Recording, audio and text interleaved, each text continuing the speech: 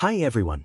Tonight, we ease together into a place where heat still clings to your skin long after the sun sinks behind the dunes, where the river reflects a faint silver glow, and where an entire civilization learns how to sleep in temperatures hovering near 120 degrees Fahrenheit.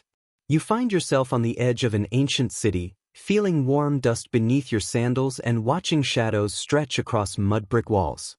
The air feels thick and heavy, and you sense that surviving this night would be difficult without lessons passed down by people who mastered this climate thousands of years before air conditioning existed. Before you settle in, take a moment to like the video and subscribe, only if you truly enjoy the content here. And if you wish, share your location and local time in the comments. Now lower the lights and allow your imagination to step fully into the night. You move along a narrow street that still releases stored heat, each wall returning warmth like a resting animal pressed close to your side. Ancient Egyptians lived in what may have been one of the hottest livable regions on Earth, and you feel that reality press against your breathing. A well-known historical fact reinforces this. Egypt receives almost no rainfall, leaving the land exposed to relentless sun for over 5,000 years. And yet, here in these conditions, people manage to sleep, dream, and rise ready for another day of labor. It feels improbable. That is exactly why you are here, letting the night settle around you like a blanket of warm, dry air. Your first movements through this world reveal how deeply heat influences every decision. Sweat slides slowly down your back despite the late hour. To your left, a woman closes a wooden shutter carved with simple geometric designs. She is not shutting out light as much as guiding airflow. Historians still debate whether homes relied more on planned ventilation or the sheer thickness of their walls to cool interiors at night. Whatever the answer, the intent is clear. You watch her place a clay jar near the opening, hoping the water inside will evaporate just enough to cool the passing breeze. You continue onward, feeling the ground beneath your feet change from packed earth to softer sand. Your footsteps grow quieter. There is a calm beauty in how Egyptian nights reduce the day into quiet order. People slow their pace, animals settle, and the sky opens wide, stretching from horizon to horizon like a bowl of crushed blue stone.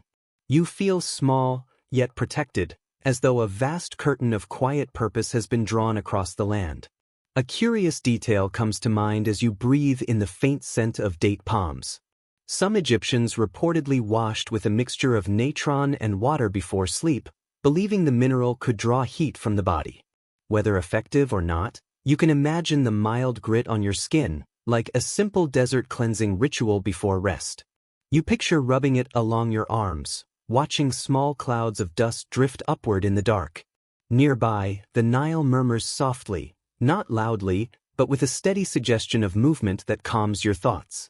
You sense a slight hint of cooler air coming from its direction. This is the shared secret. Even when the day burns like an open furnace, the river always carries a trace of relief.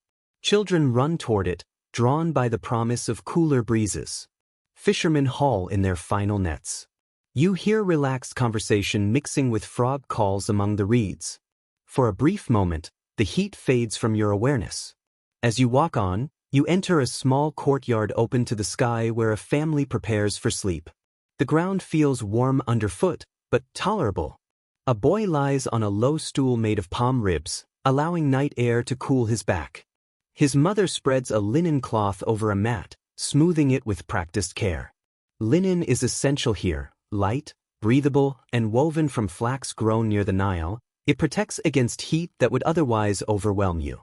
You run your fingers along the edge of the cloth and feel its clean firmness. You settle beside a mud brick wall and lean back. To your surprise, it no longer scorches your skin. The wall has finally released the worst of the day's heat, giving way to the night. You realize this is its purpose. Thick, layered, and porous, mud brick naturally insulates.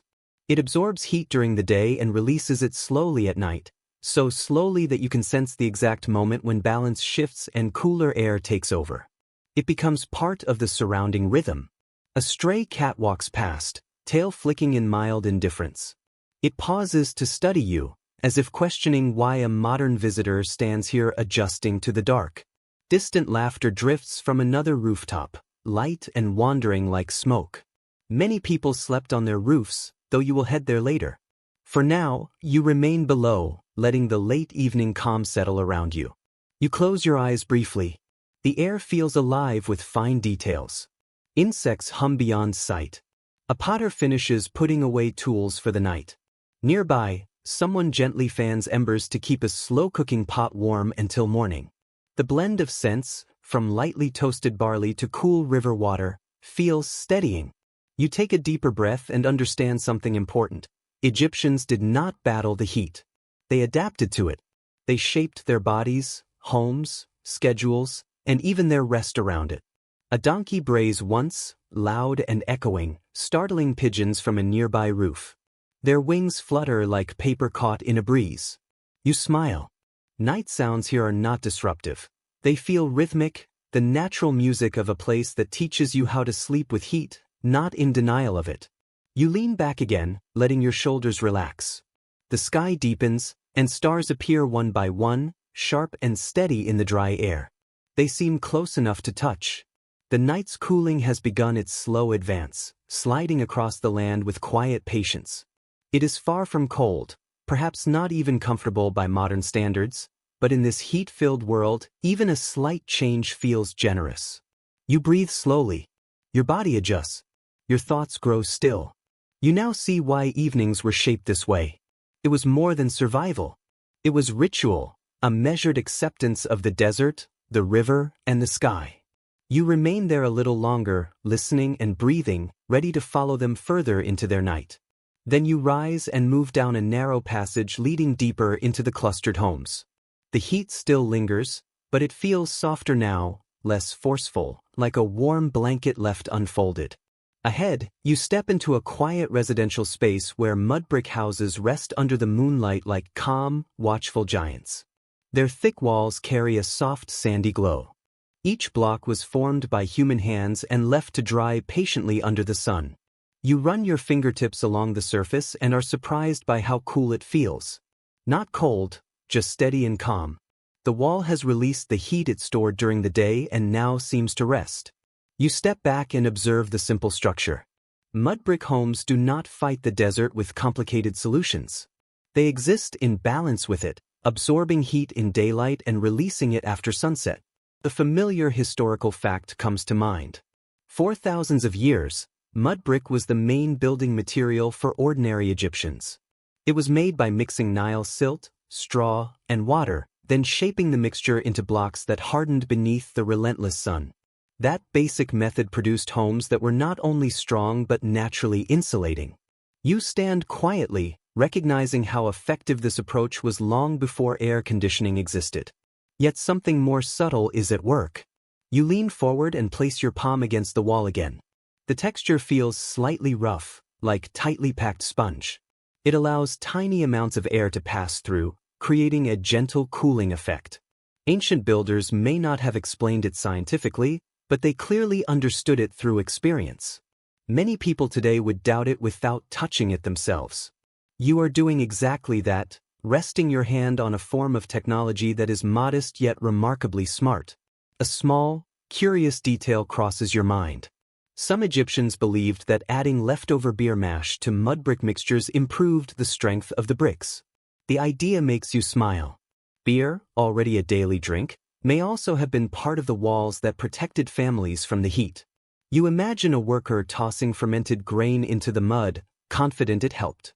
Whether it truly worked or not, the thought is appealing. You move toward a narrow doorway where lamplight flickers faintly.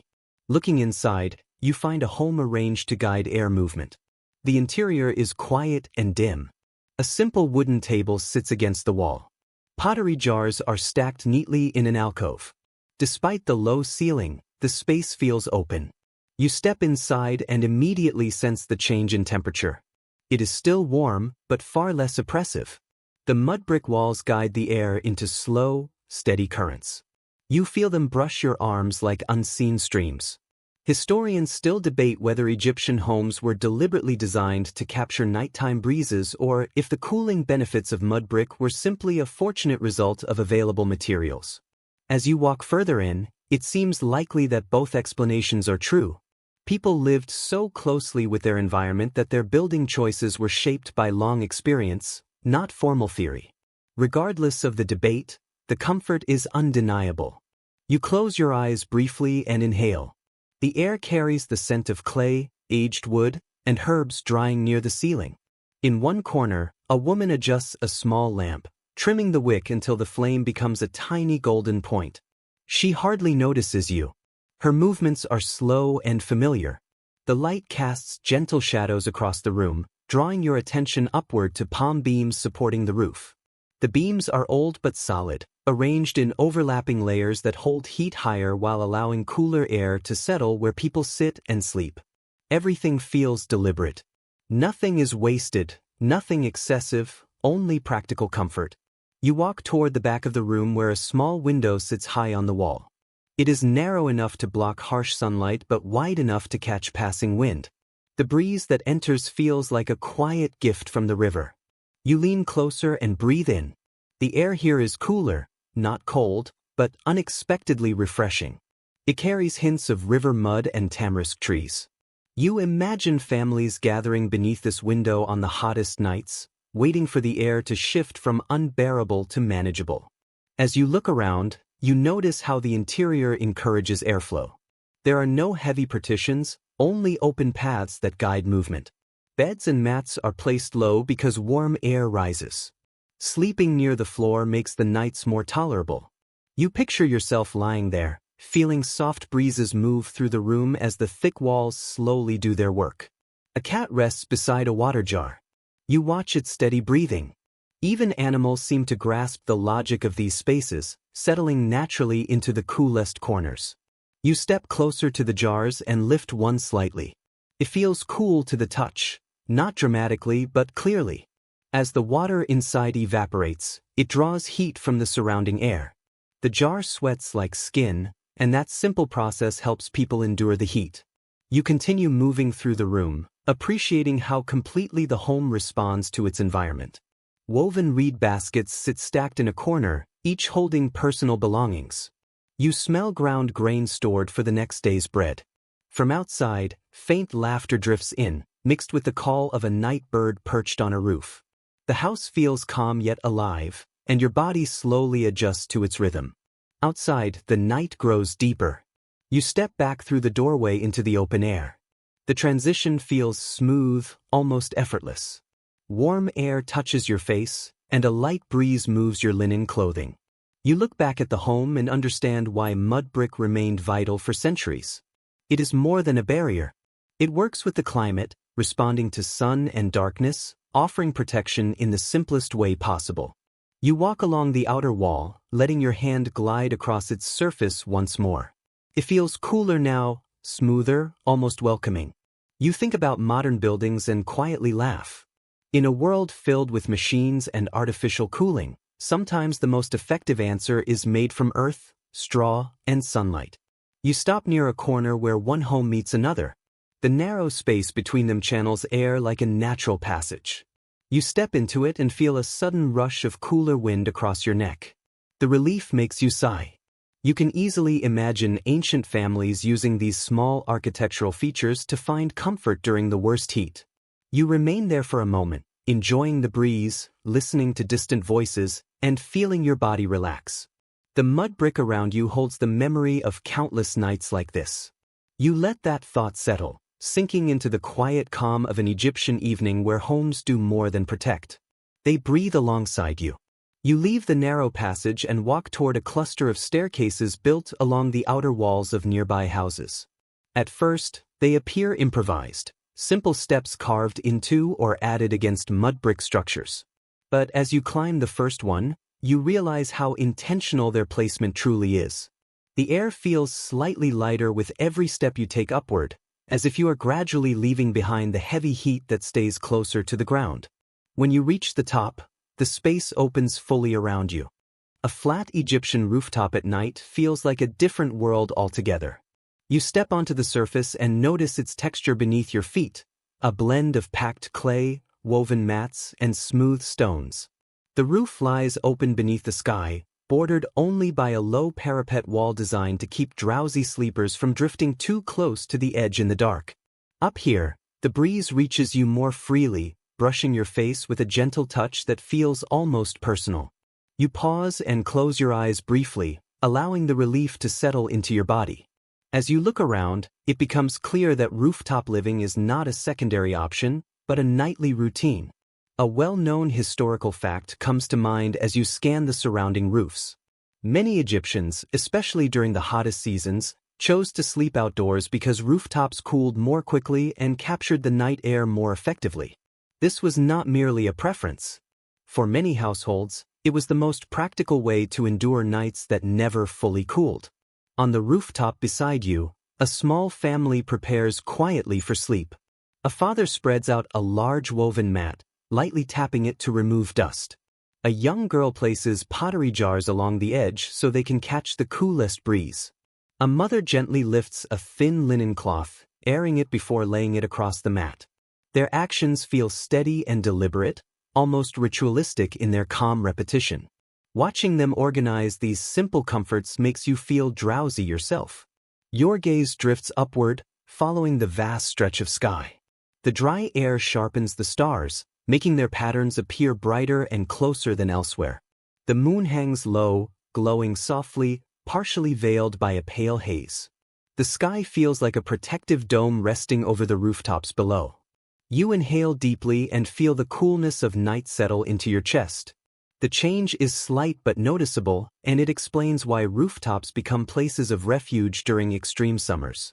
You walk slowly across the flat surface, letting the cooler air move with you. A curious detail comes to mind as you explore. Some Egyptians believed that sleeping beneath the open sky allowed divine breaths to pass over the soul at night, offering protection and sometimes good fortune in dreams.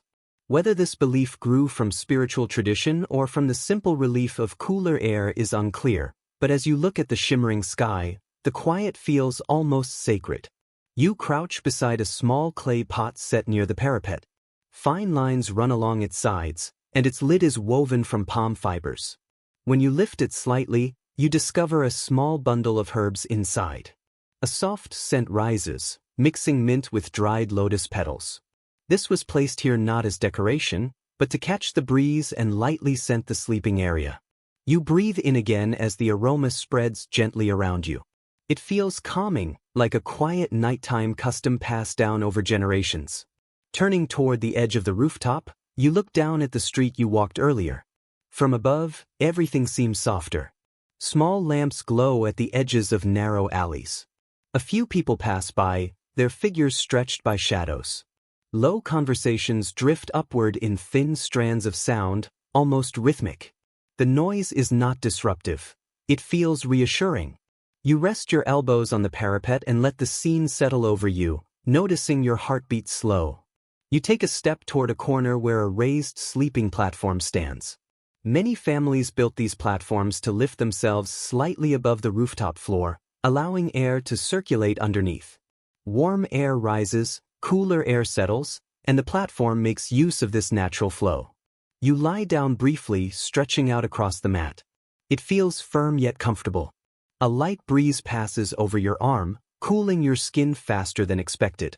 You exhale slowly. As you rest, a familiar scholarly discussion crosses your mind. Historians still debate whether rooftop sleeping was more common among poorer families without inner rooms, or whether it was a widespread cultural practice across social classes. Evidence supports both views. Some homes featured carefully designed courtyards for cooling, while others relied entirely on rooftops for tolerable sleep.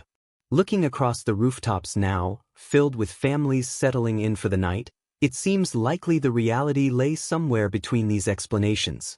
You rise again and move toward another cluster of rooftops linked by simple wooden ladders. You climb down one and up another, moving between homes as neighbors might have done.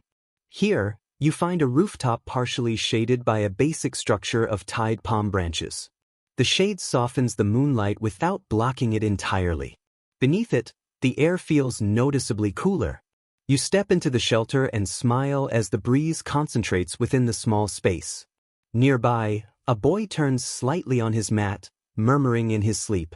His family lies close around him, each person resting comfortably under the open sky. Small clay jars sit near every sleeper, their surfaces damp from evaporating water. Even on rooftops, every method is used to draw out a bit more coolness from the night. You pause at the center and stand quietly. The night air hums around you. Crickets call from distant fields. A donkey brays far away, sounding tired itself. Somewhere below, a pot clinks as someone closes their home for the night. You feel fully present. Ancient rooftops are steady, patient spaces where families create comfort against relentless heat. You continue exploring. Woven screens hang from parapets, adjustable enough to block or guide the wind. Shallow bowls of water are placed carefully to encourage cooling evaporation. Baskets filled with figs sit nearby, likely dried during the day and now resting in the calm night air. You touch one. Its skin feels leathery and warm, its scent lingering on your fingers. Eventually, you reach the final rooftop along this row. From here, the view opens toward the Nile. You lean forward, hands on the parapet, watching moonlight ripple across the water. The breeze rising from the river feels cooler, like a chilled cloth against your skin. You understand why families position their sleeping areas toward the river when possible. Even a small adjustment could transform an unbearable night into a manageable one. You close your eyes again and allow the rooftop air to move around you. You breathe in the scents, listen to the steady rhythm of the night, and feel how the space balances heat and coolness.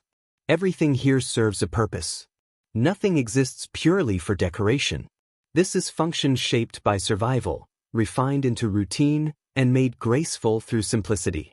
You settle into a quiet corner beside a mat still warm from the sun earlier that day. You ease back, arms settled beside you, drawing in the cool night air. Time seems to loosen as moments blur together.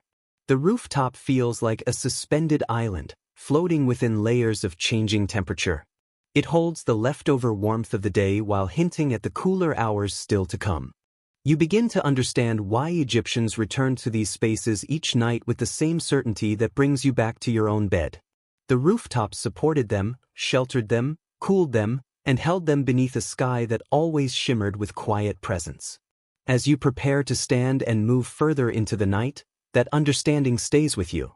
You sense a growing familiarity with the rhythm of Egyptian evenings, a connection built through direct experience rather than observation. The rooftops offered that insight, drawing you into their calm world of moonlight, moving air, and unspoken hopes. You step down from the rooftop and return to the street, where shadows deepen and the night settles into a heavier stillness. You head toward an open courtyard tucked behind a cluster of simple homes. Guided by the soft movement of palm fronds, the air shifts once more. The breeze here feels refined, gentler, as though it has been naturally filtered.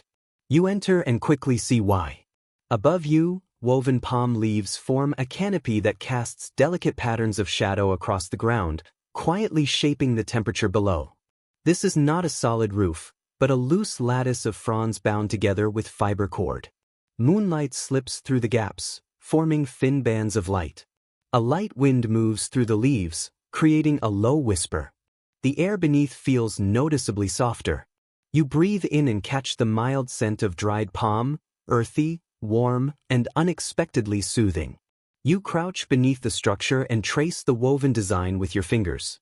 Each strand feels coarse, yet flexible enough to bend and sway. Near the center of the courtyard, a family prepares their sleeping area.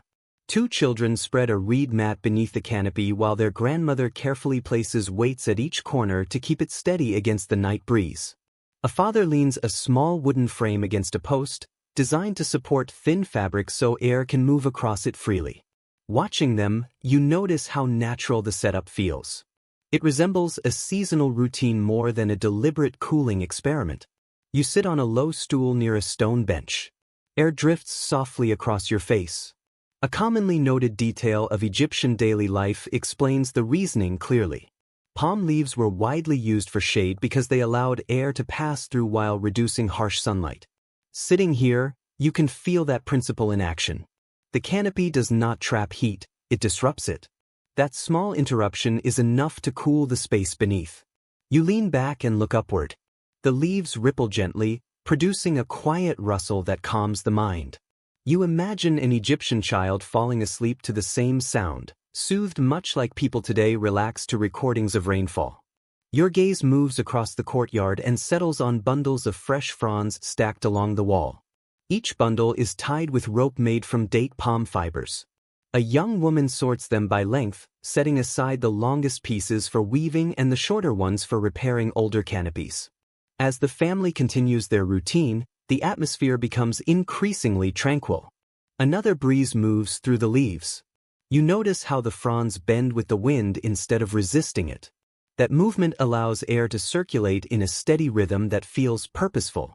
You step closer and gently press one of the woven panels.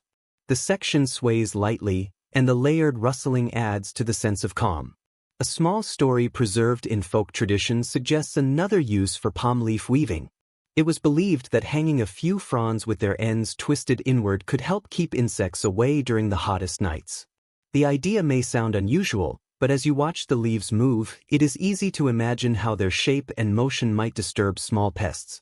Whether rooted in science or tradition, the belief adds another layer of meaning to the scene.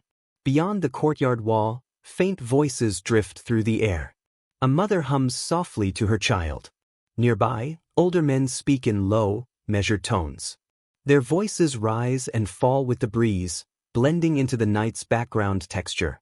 You walk toward a corner where a clay water pot rests on two stones.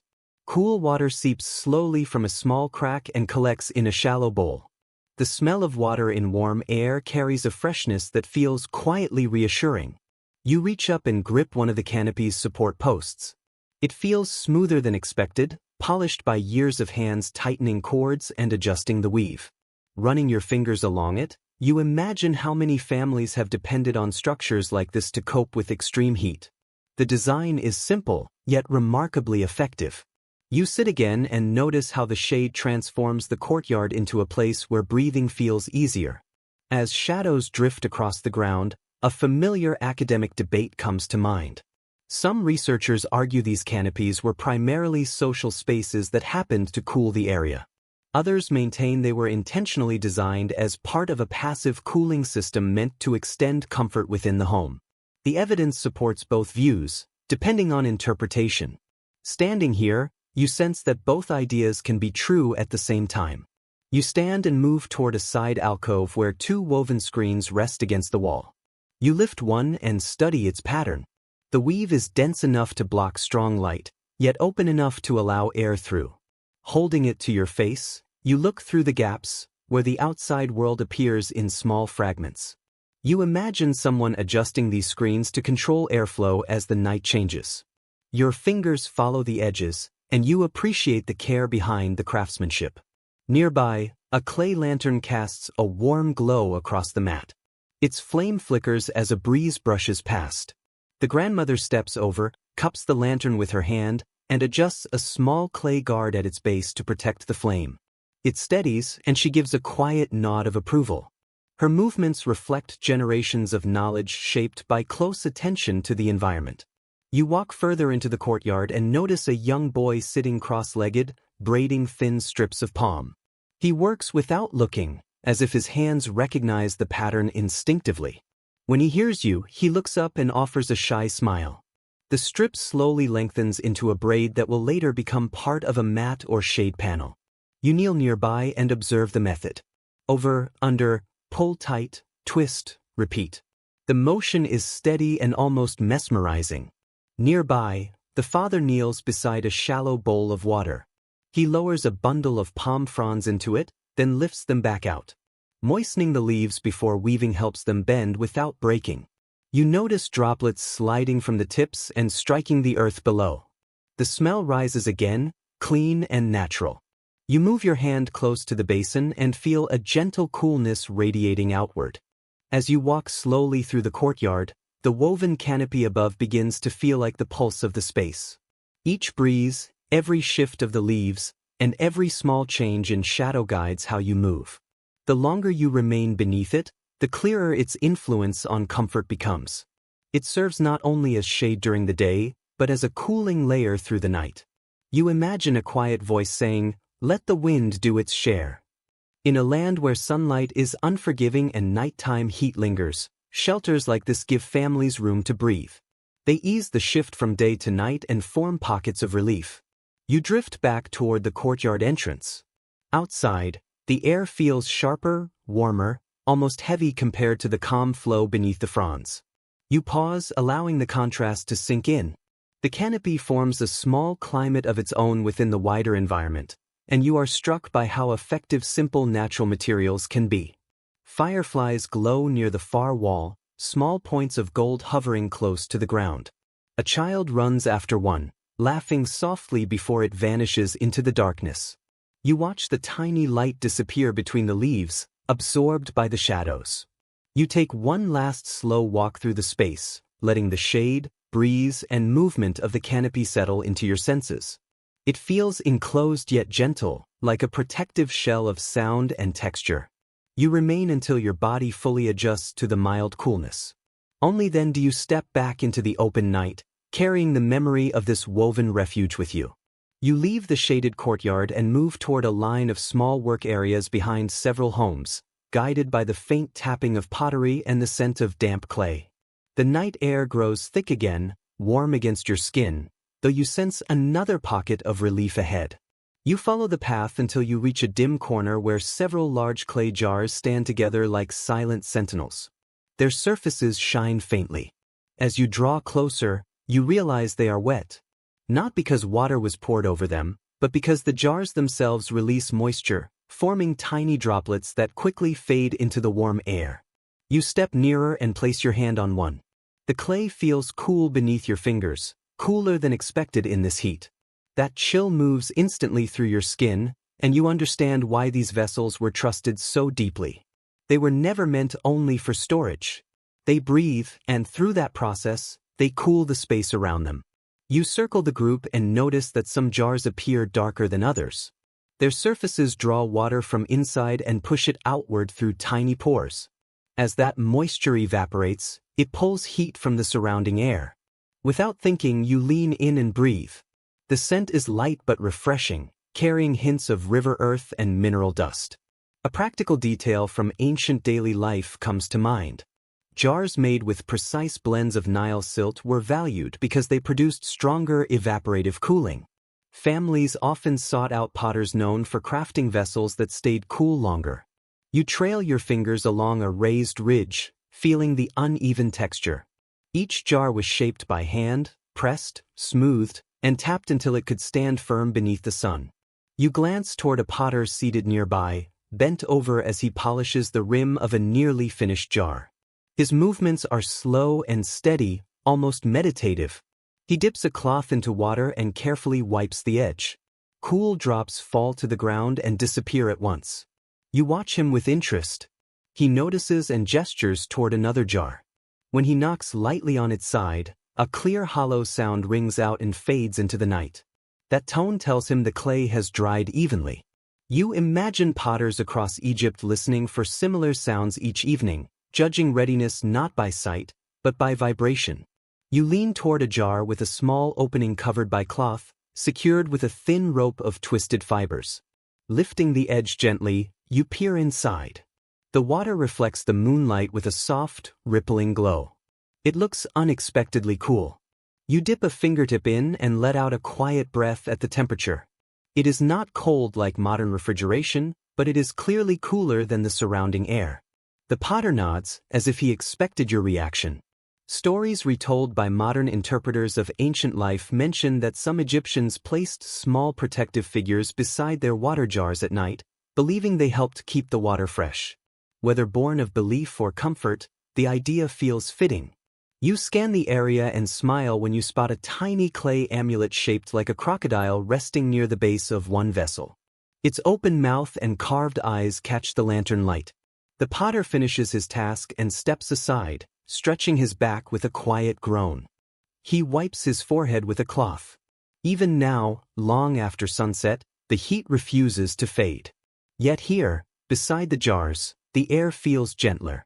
You notice the difference each time the breeze passes, brushing your skin with a light coolness, as if filtered through something thin and porous. You move closer and let the sensation spread along your arms, A soft murmur fills the night as two young women approach carrying small cups. They draw water from the coolest jar and sit together on a low platform, drinking slowly. Their laughter is quiet, like faint chimes. You observe how they naturally choose the windward side, allowing evaporation to do its work. You settle onto a nearby stool and take in the scene. Somewhere far away, modern researchers might debate how much cooling these jars truly provided. Some argue they were mainly for storage, with cooling as an unintended benefit. Others believe their design was intentionally refined for nighttime comfort. Standing here, watching families gather and rest beside them, the argument seems less important. Purposeful or not, the jars help people endure. You study their forms more closely. Some are tall with narrow necks. Others are wide and rounded, almost animal-like at rest. Their shapes follow clear logic. Narrow openings slow evaporation to preserve water, while broader surfaces enhance cooling. You rest your hand on one wide jar and feel its solid balance. The clay is thick enough to endure, yet porous enough to breathe. As you move through the area, you notice a shallow pit close to the wall, scattered with fragments of broken pottery. You bend down and pick up one piece. Its surface feels rougher than the smooth jars nearby. This shard likely cracked while drying or during baking under the sun. The potter probably set it aside without much concern. Still, even in its broken state, the shard holds the memory of Nile mud, molded by human hands and hardened beneath an unforgiving sky. You stand again and continue following the quiet rhythm of the night. The air begins to change. A light breeze passes through, cool and gentle.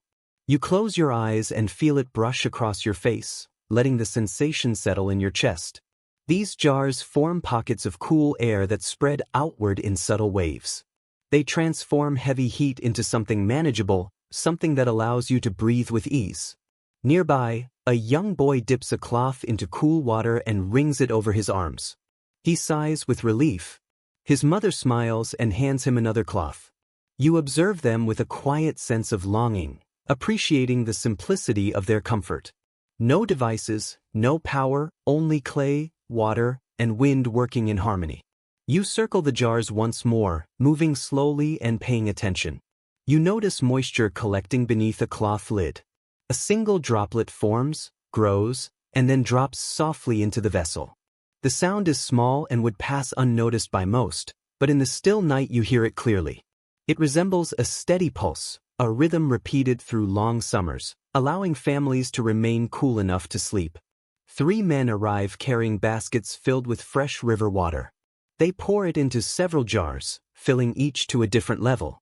You watch as the clay darkens while the moisture begins its gradual outward movement.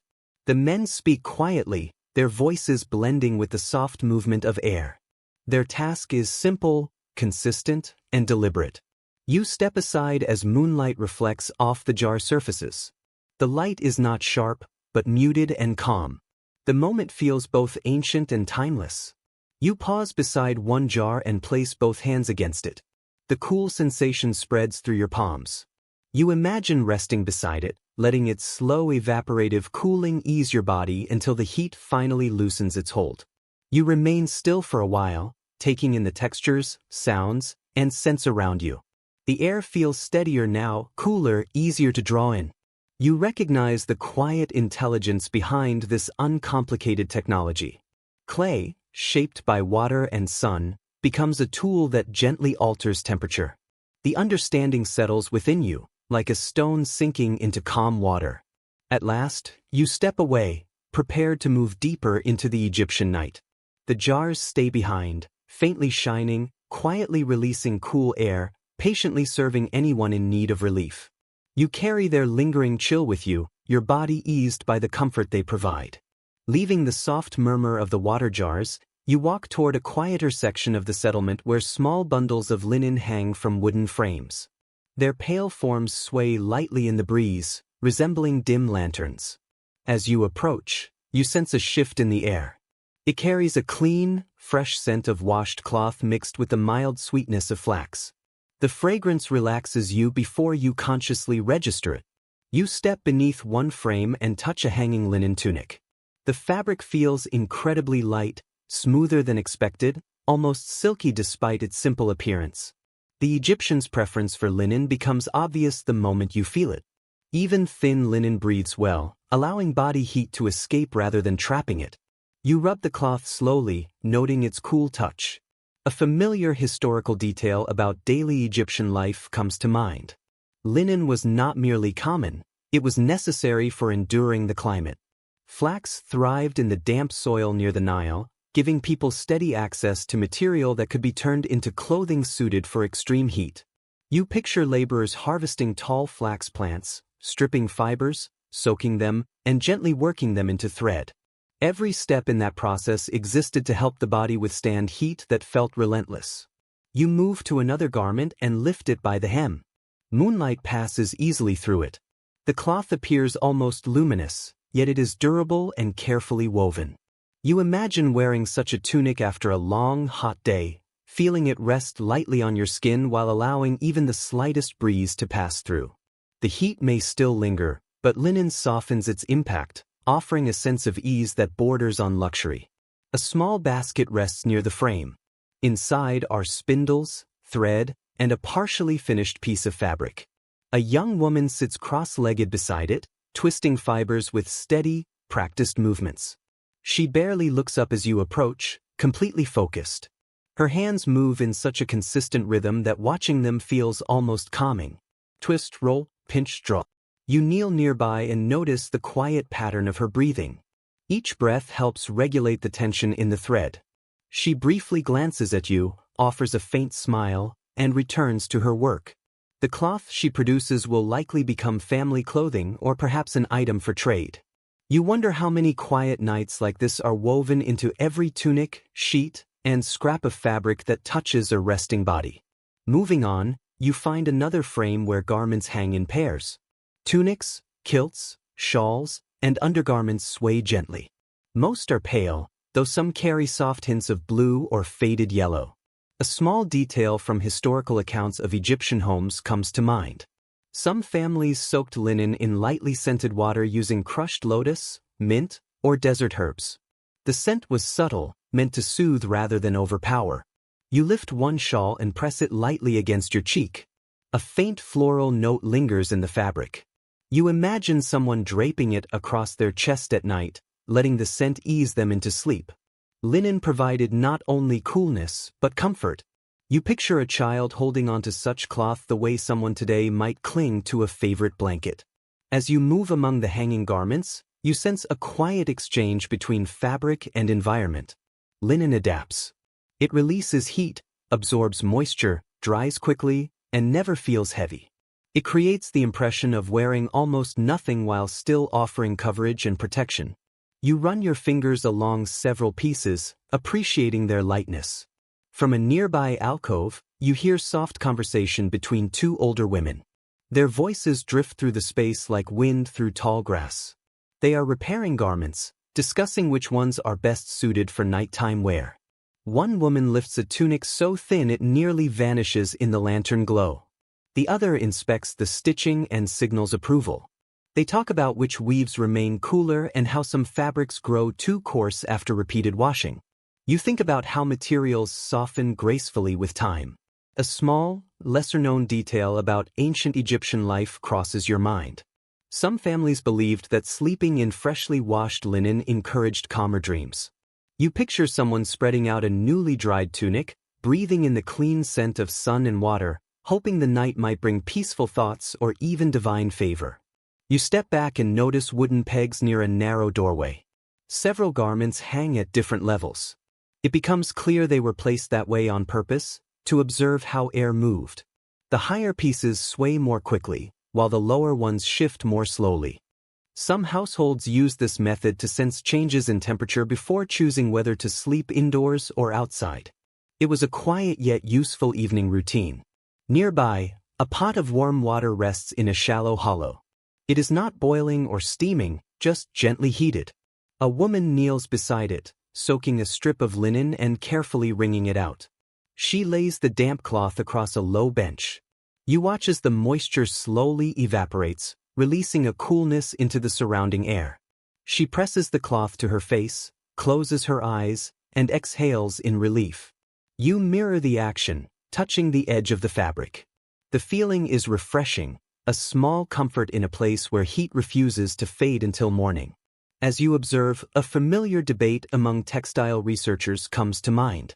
Some argue that Egyptian clothing was intentionally designed to cool the body, while others believe linen simply happened to be the most practical material available. Both views seem reasonable.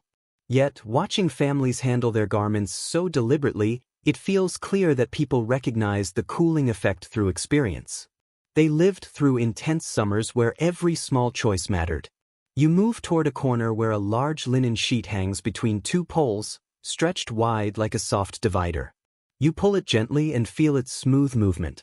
Sheets like this were often used on rooftops or in courtyards to create private sleeping spaces. They also helped control airflow. When the wind shifts, the fabric stiffens briefly, then responds by guiding cooler air toward those resting behind it. You step beneath the sheet and notice the air feels noticeably softer. The linen filters the heat, creating a pocket of comfort. You lie down on a woven mat beneath it. The mat feels firm yet supportive. Above you, the linen moves lightly with the breeze, and the motion eases your mind. You close your eyes for a moment, letting your body settle into the cooler air. When you open them, you notice a small bowl nearby. Inside is a mixture of crushed herbs and water. Its purpose is immediately clear. Families sometimes applied diluted herbal blends to linen to keep it fresh, especially during hot nights when fabric absorbed sweat easily. You lift the bowl, gently swirl its contents, and place it back. A nearby lantern flickers, drawing your attention. Its flame moves softly, casting warm shadows across the fabric. The contrast between the cool night air and the gentle light reveals something deeply practical about this culture. They adapted to their environment. They turned flax into comfort and comfort into routine. You stand and return to the main space, letting the hanging garments brush against your arms. The feeling is like passing through a quiet grove of fabric. Linen shifts, breathes, and waits for the night to deepen. You pause near the final frame and rest your hands on a hanging tunic. You imagine wearing it, stepping into the Egyptian night, and feeling the weight of heat ease just enough to allow sleep. The fabric suggests softness, relief, and calm. It represents endurance through the harshest summers. You inhale deeply, surrounded by the scent of flax, water, and night air. When you finally move away from the linen frames, you feel lighter and cooler, more in tune with the ancient rhythm that carried people through countless warm evenings. You follow a narrow path between low walls and tight passages until you reach an open platform where several wooden bed frames sit in the dim light. At first, they appear simple, even plain. But as you draw closer, you notice the care in their construction, the smooth curves, and the deliberate spacing of each slat. You pause and place your hands on one frame. The wood is warm from the day, yet slightly cooler underneath, as if holding on to the night. These beds are low, not elevated like modern ones. They sit just high enough to allow air to pass beneath. When you crouch and feel the space below, the air there is noticeably cooler. Warm air rises and lingers above, while cooler currents remain closer to the ground. Long before thermometers, Egyptians understood this and built beds to capture those gentle air movements. Standing again, you study the design more carefully. Each bed is made from durable local wood, often acacia or sycamore, shaped and polished smooth. The surface carries a soft shine from years of oiling. Some frames have curved legs that resemble an animal poised to move. Others are more straightforward, with straight legs and wide slats. Despite the differences, all share the same intention. They are designed for airflow. A common archaeological detail comes to mind. Many Egyptian beds used woven sleeping surfaces made from leather strips, plant fibers, or rope lattice. These lifted the sleeper slightly above the frame, allowing air to move freely underneath. You run your hand across one woven section and feel its flexibility. It gives under pressure, then returns to form, offering both support and breathability. You lie down carefully on one bed, testing its comfort. The woven surface adjusts beneath you with a firm but pleasant feel. A breeze moves through the open courtyard and across your skin.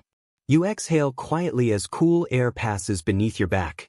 Even the smallest movement of air feels valuable during summer nights that hold on to heat. Beside the bed rests a small footstool with a gentle curve. Many Egyptians slept with wooden headrests instead of soft pillows. You lift one and examine it. The surface is smooth and shaped to support the neck while elevating the head. At first, it feels unfamiliar, far from modern comfort. But as you lower your head onto it, the advantage becomes clear. Your neck aligns naturally, and your head rests where passing breezes can reach more easily.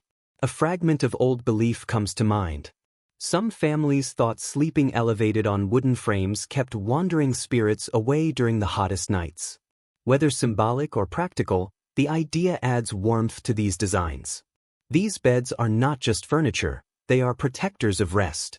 As you lie still, the wooden frame creaks softly beneath you. The sound blends into the night rather than disturbing it. You close your eyes and listen.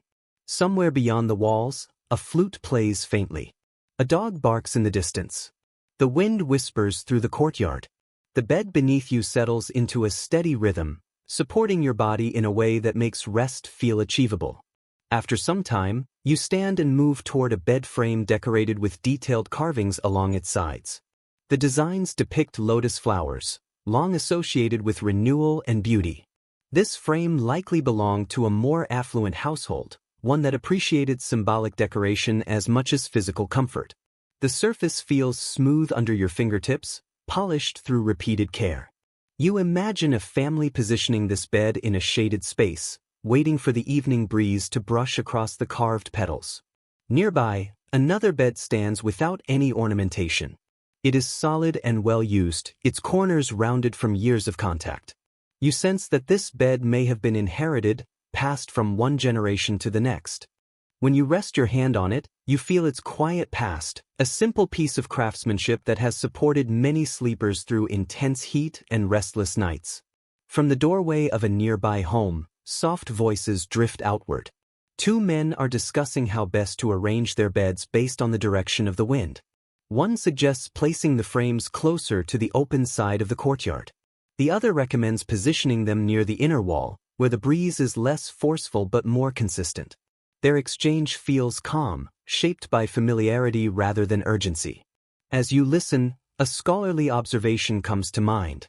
Some researchers believe Egyptian households treated bed placement as a nightly practice rather than a permanent setup. Beds were moved regularly to follow the most comfortable airflow. People read the wind much like others read maps, adjusting as conditions changed. You can easily imagine this conversation repeating night after night during the hottest season. You walk toward a corner where a young girl spreads a linen sheet across her family's bed. She pulls each edge into place with practiced movements, then checks the surface using the back of her hand.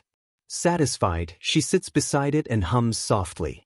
As a breeze passes through, the sheet lifts slightly, and she smiles as if welcoming something familiar.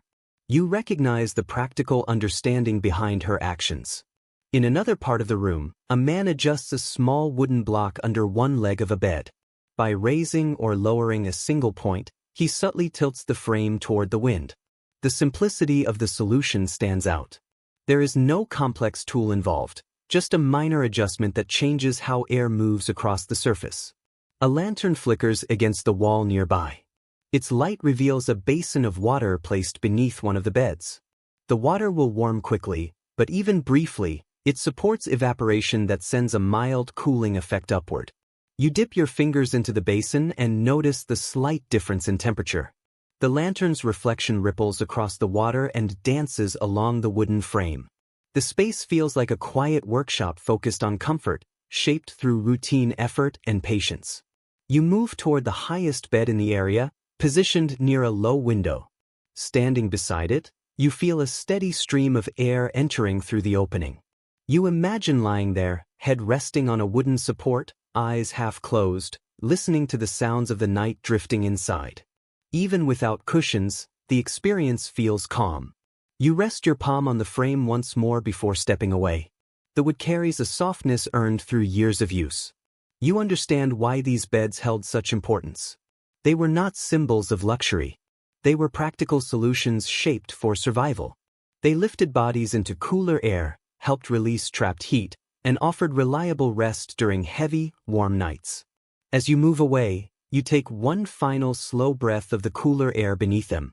You carry that feeling with you, recognizing that these frames are more than household items. They quietly instruct, guiding you deeper into the rhythms of the ancient night. You leave the wooden beds behind and head toward a quieter section of the settlement, drawn by the gentle sound of reeds shifting in the breeze. The noise is soft and steady, resembling distant waves meeting a shoreline. Entering a dim courtyard, you notice several reed mats laid carefully on the ground. Their woven surfaces reflect the lantern light, forming patterns that resemble ripples on water. You crouch beside one and rest your hand on it. The mat feels noticeably cool, much cooler than the earth beneath. You lift your hand, surprised that such a simple material can hold onto the night's cooler air so effectively. The scent around the mats carries the earthy sweetness of Nile reeds. As you inhale, your chest relaxes. These mats are more than sleeping surfaces. They are thoughtfully designed tools for enduring summer nights that weigh heavily on the body. Each reed is selected for its size, dried in the sun, then split and smoothed before being woven into the firm lattice beneath your hand. You trace the weave with your fingers and notice how easily air passes through it. Small gaps between the reeds allow heat to drop away from the body, letting cooler air rise in its place. A familiar observation about Egyptian daily life comes to mind. Reeds from the marshes along the Nile were plentiful and resilient, making them essential for household use. They were used to create baskets, furniture, footwear, and even small boats. Yet their importance in nighttime comfort is often overlooked, despite being critical during the hottest months. You lower yourself onto one of the mats, stretching out carefully. The woven surface rustles softly under your weight, producing a gentle sound that quickly settles the senses. The mat gives slightly but remains supportive. Warm air moves above you, while cooler currents circulate beneath. You close your eyes briefly and notice the contrast. Your back feels supported, your skin remains exposed to airflow, and the night feels more manageable than expected. Nearby, a family prepares their own sleeping area. A father brushes dust from his mat with light movements. A mother shakes out a linen cloth and spreads it evenly across the surface. Their teenage son checks the edges, ensuring no reeds are loose. They work quietly, speaking only in low voices. The calm rhythm of their routine spreads through the space. You watch as their youngest child curls up on her mat, holding a small doll woven from leftover reed strips. Her earlier laughter has softened into a drowsy murmur. You stand and walk toward a storage shed where bundles of reeds are stacked against the wall. Inside, a man kneels on the ground, weaving a new mat. His hands move quickly and confidently, guiding each reed into place. The pattern forms row by row, tight enough for strength but open enough to allow airflow. You crouch beside him, observing the steady rhythm of his movements. He secures each row with twisted fiber cord, pulls it firm, and continues. The repetition is almost calming. He gestures for you to touch the newly finished section. You press your fingers against it and feel the smooth, slightly cool surface. The man explains that after several nights of use, the mat will feel even cooler as the reeds adjust to the sleeper's body and the surrounding airflow. The idea stands out. These mats are not fixed objects. They observe. They adapt. A small tale preserved in village memory comes to mind. Some believed that certain bundles of reeds produced noticeably cooler mats when harvested during specific phases of the moon. Whether this was superstition or careful pattern recognition passed through generations, the idea adds a light, almost playful quality to this simple craft. You rise and walk farther into the courtyard. Several mats lie side by side, each showing subtle differences in design. Some feature diagonal weaving to increase flexibility. Others display tighter horizontal patterns intended to support heavier sleepers. You kneel once more and trace these variations with your fingertips. Each mat carries its own narrative. Each reflects the hands that formed it. In a corner lit by a small clay lantern, two sisters work together repairing an older mat. They trim frayed reeds and replace worn sections with fresh pieces. The lantern's glow flickers across their faces as they concentrate. Their expressions remain calm and attentive. One sister uses a small knife to shave a reed carefully, making sure the replacement blends seamlessly with the original. You note the patience this work requires. A mat may last for years, but only with careful maintenance. Nearby, a mother lightly sprinkles scented water onto her mat. The droplets briefly darken the reeds before disappearing into the warm air. A mild fragrance of mint and lotus spreads through the space. She presses her hands over the surface, helping the scent settle. You picture yourself lying on that mat, breathing in the faint aroma as the night breeze lifts it gently. A small sensory ritual turns an ordinary sleeping place into something calm and intimate. A quiet disagreement carries over from another part of the courtyard. Two elders discuss where reed mat weaving first began. One argues that the technique originated with early marsh communities many generations ago. The other suggests it developed naturally from basket-making practices. Their exchange remains thoughtful and restrained, and you recognize that it mirrors a broader discussion among modern researchers who still debate the earliest origins of textile-like reed structures. Listening to them, you sense how tradition and assumption merge, shaping a history that may never be fully defined. You return to your own mat and lie back down, letting its cool surface support you. A reed shifts slightly beneath your shoulder, producing a soft rustle. The sound repeats as you take deeper breaths. It serves as a quiet reminder that the mat responds to movement, adjusting itself around the body. You turn your head and watch the lantern light ripple across neighboring mats. Families settle in. A few voices murmur softly before fading into silence. A dog curls beside a mat and settles with a low grunt. A breeze moves through the courtyard, causing the reeds to hum faintly. You feel suspended in a shallow current of sound and texture. You sit up and gently lift one corner of your mat, slipping your hand underneath. The air beneath it feels noticeably cooler. You imagine returning night after night, easing onto this woven surface until it becomes perfectly shaped to your rest. You understand why Egyptians favored reeds. They provide comfort without holding heat, offering a quiet, effective invitation to sleep. You stand and take a few slow steps around the courtyard. You observe how each mat fits into the family's nightly routine. They are rolled, cleaned, repaired, scented, and relied upon. They are trusted much like modern people trust mattresses or electric fans. Yet these mats offer something distinct. They allow night air to reach the body freely, without obstruction. You inhale deeply, sensing the cool path of air along your skin. When you return to stand over your mat, you slide your palms across its surface once more. The reeds murmur softly beneath your touch. You close your eyes and imagine the night drawing closer, shaping itself to ease every sleeper. You step away from the courtyard, carrying the gentle rustle of reeds with you. The mats disappear into the darkness, but their cool presence lingers along your spine, guiding you deeper into the Egyptian night. You move out of the courtyard of reed mats and enter a quiet passage that opens onto a wider street. Modest homes line the road, their windows facing the night as if waiting for a breeze. You feel the air shift lightly against your cheek, subtle but steady, like a guiding hand. You follow this movement until you reach a narrow space between two houses. As you step into the gap, the temperature drops quickly. A thin current of air slips past your shoulders and curls around your neck. You pause, surprised by how sudden the change feels. The passage is intentional. Many homes were constructed with narrow channels like this, forming natural wind corridors. You stand still, letting the breeze move over your arms. The effect feels carefully planned. You realize that ancient Egyptians understood airflow far better than their modest buildings might suggest. Alleys and windows were positioned deliberately to capture whatever wind the night offered. You take another step and observe how the air behaves. It travels in a steady stream, gaining speed as it funnels between the walls.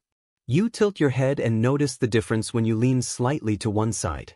You imagine families learning these wind patterns instinctively, adjusting their living and sleeping areas to align with the nightly movement of air.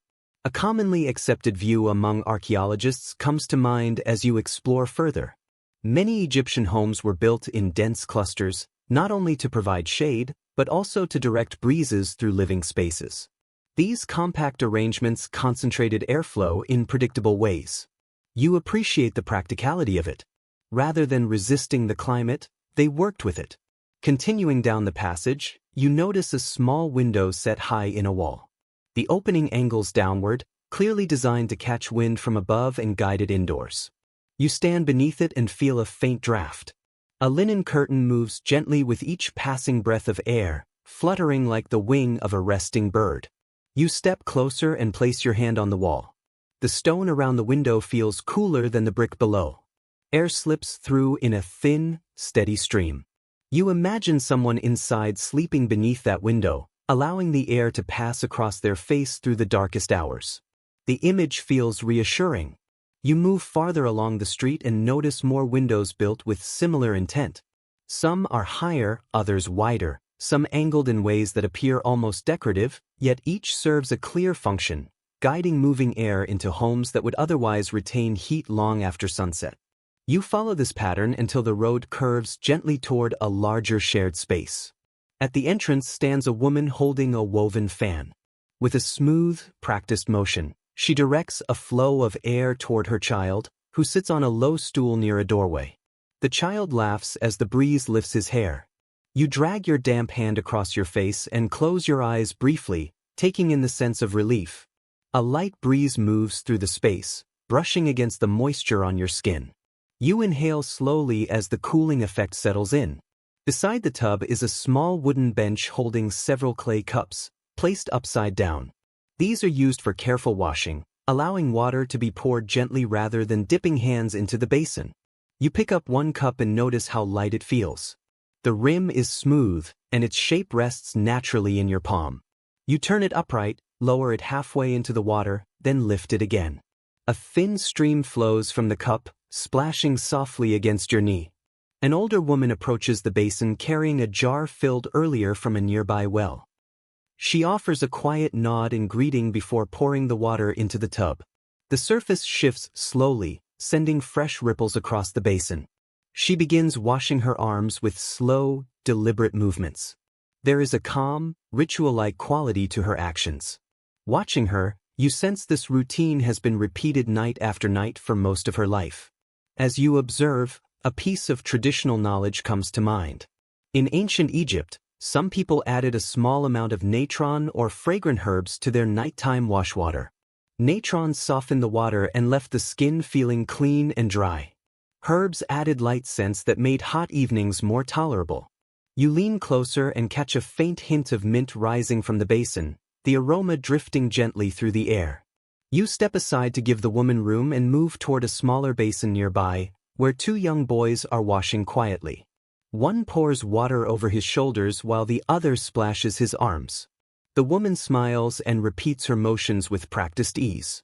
As you watch, you realize that combining natural airflow with hand-created breezes formed a cooling method that was simple, refined, and effective. A memory from historical accounts of Egyptian daily life surfaces. Manual fanning was commonly used at night, not only to cool the body but also to keep air moving in rooms with limited ventilation. In wealthier homes, servants often stood near sleeping areas with large fans, maintaining steady airflow until their masters fell asleep. You imagine the slow, rhythmic movement of those fans, the soft sounds they made, lifting warm air and guiding cooler air downward. Noticing your interest, the woman steps aside and gestures toward a narrow doorway. You bend slightly and enter a small room where two windows face each other. The airflow is immediately noticeable.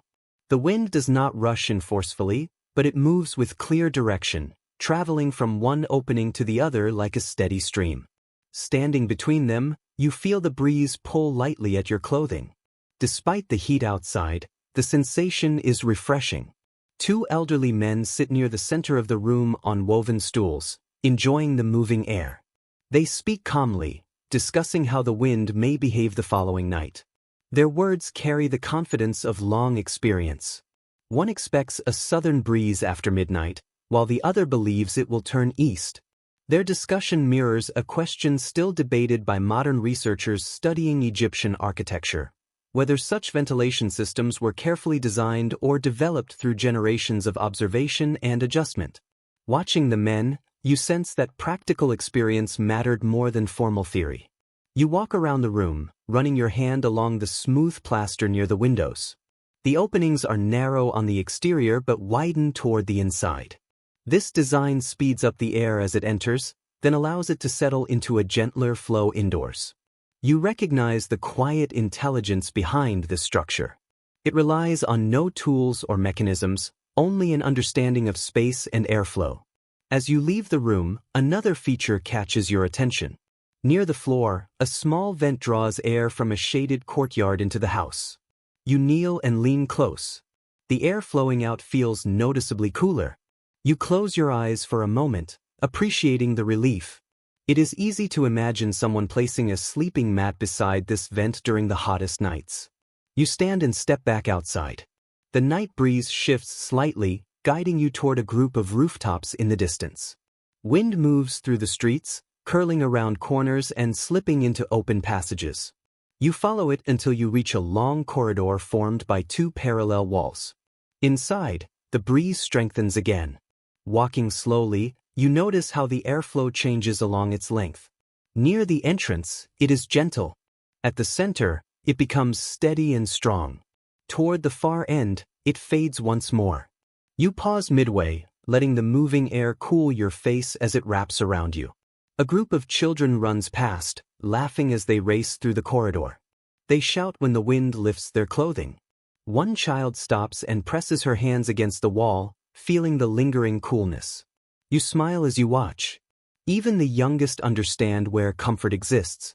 Your attention shifts to a nearby house with an unusual roofline. Its edge curves upward, guiding wind inward. You climb the outer steps and stand near the roof's edge, where a steady breeze meets you at once. Below, an open courtyard collects the directed airflow. A family lies on mats, resting in the cool air flowing down from above. You step into the courtyard and feel the temperature drop again. Air moves quietly through the space, passing over each sleeper before exiting through an opening on the far side. You walk slowly, noticing how every sleeping position aligns with the airflow. Nothing appears accidental. Each placement reflects careful thought. You kneel beside one mat and rest your hand on it. The breeze moves directly across its surface. You imagine lying there in peak summer heat, letting the wind cool your skin and ease the warmth from your body until rest comes naturally. You remain still for a moment, feeling the air on your face and picturing countless nights shaped by these steady drafts. Finally, you rise and move on, following the wind deeper into the Egyptian night. You leave the courtyard quietly and walk along a narrow path towards several large clay basins set beneath a canopy of wooden beams. Here, the air feels heavier, still holding onto the day's heat. You breathe in the scent of fresh water mixed with warm clay. As you draw closer, you hear the soft sound of droplets falling into shallow pools. The gentle rhythm eases your shoulders. You approach a wide ceramic tub at the center. Its rim reaches your waist, and inside, several inches of water reflect the moonlight with a silvery glow. Someone has stirred it not long ago, leaving faint ripples that drift outward in slow, widening circles. You dip your fingers into the water and are met with a refreshing coolness. It isn't icy, but it offers enough relief to make your breath deepen. In the midst of this heat, even mild coolness feels miraculous. As the water slips through your fingers, a familiar detail from Egyptian household habits comes to mind. Nighttime washing isn't a luxury here. It's an essential routine, especially during the hottest months. A quick rinse before sleep lowers body temperature and removes sweat, dust, and the day's tension. You picture people quietly moving to the basins after dinner, cupping water in their hands and pouring it over their arms, faces, and necks. You scoop a handful and splash it lightly along your forearm. The sensation wakes your skin, leaving a fine sheen that evaporates quickly, carrying heat away. Nearby, another dips their feet, gently kicking under the water. Their laughter echoes softly in the open air. A mother watches closely, ensuring they don't waste too much water. Even in a land defined by the mighty Nile, water remains precious, every drop counts. You approach a long stone trough at the corner of the washing area. Approaching a large jar by the doorway, you lift its heavy lid. Inside, still, dark water awaits. You dip a cupped hand into it. The water is noticeably cooler than the air. Bringing it to your lips, you taste the mild, refreshing liquid. You imagine it being used not only for drinking but also to dampen cloths for evaporative cooling. A quiet conversation drifts from outside. Two women stand near the doorway, debating how long foods last in the nightly coolness. One says figs fare better in woven baskets, the other swears by shallow pots. Their gentle disagreement mirrors discussions among modern historians trying to understand ancient Egyptian cooling methods. Without written instructions, details remain open to interpretation. Yet standing here, the system feels instinctively logical. You walk to the far wall and touch the plaster. It feels cool. Thick construction blocks daytime, its narrow interior holds a trickle of water guided from a small canal. Kneeling beside it, you run your fingers along the stream. It feels cooler than the basin water. You cup the water and taste it, fresh, mild, with a hint of minerals. The stone channel was carefully constructed, its edges smooth to prevent injury and its incline designed for gentle flow. Beside the trough lies a wooden ladle carved from a single piece of acacia. You lift it, noting the craftsmanship and worn surface from frequent use. Filling the ladle, you pour water over your head. A shiver runs down your spine, and for a moment, you feel almost weightless. Two young women approach with clay jugs. They fill them patiently, chatting about the day's work. One speaks of eagerly anticipating this nightly cooling, and the other agrees, admitting she cannot sleep without washing first. Their voices mingle with the gentle trickle of water. You step aside as they finish, respecting the quiet importance of their ritual. Across the courtyard, a man tends a small fire beneath a metal bowl. Curious, you watch as he heats a portion of water. You wonder why he bothers on such a warm night until he pours it into a basin of cool water, stirring to create a lukewarm mixture suitable for infants or elders. The gesture feels thoughtful and tender. As you wander, you notice that each basin, jug, and trough serves a purpose in the nightly cooling process. Some refresh the skin, some revive the senses, and some offer comfort through the ritual itself. You take a seat on a stone bench near the largest basin, observing the moon reflected in the water, its surface like liquid silver. A quiet disagreement catches your ear. Two men debate whether rinsing with cold water before sleep truly cools the body long-term or provides only temporary relief. One argues it lowers core temperature enough to improve sleep, while the other contends the effect fades too quickly without a breeze. Their discussion mirrors modern research on evaporative cooling and body regulation. You listen, appreciating the timelessness of the question. Dragging your fingers along the basin, you notice the water feels slightly cooler now, aided by breezes that enhance evaporation. You imagine these basins quietly working through the night, cooling small pockets of air and offering comfort to anyone nearby. A mother guides her daughter to the water. The child hesitates, then giggles as her mother pours water over her neck. Droplets glisten under the moon before vanishing, and the child shivers with delight, leaning in for another splash. You feel warmth watching the tender scene. Nearby, someone places a shallow bowl of water in a shaded corner. You follow the movement and realize the bowl provides evaporative cooling for anyone sleeping nearby. Simple yet clever. You rest your palm above it, feeling the cool air rising. Taking one last wash from the basin, you let water run down your arms in thin, cooling streams. The sensation centers you, grounding you in the quiet rhythm of Egyptian nights. Standing, you allow the last droplets to fall, the breeze drying them gently. Behind you, soft splashes, low voices, and mingling scents of water and herbs fill the air.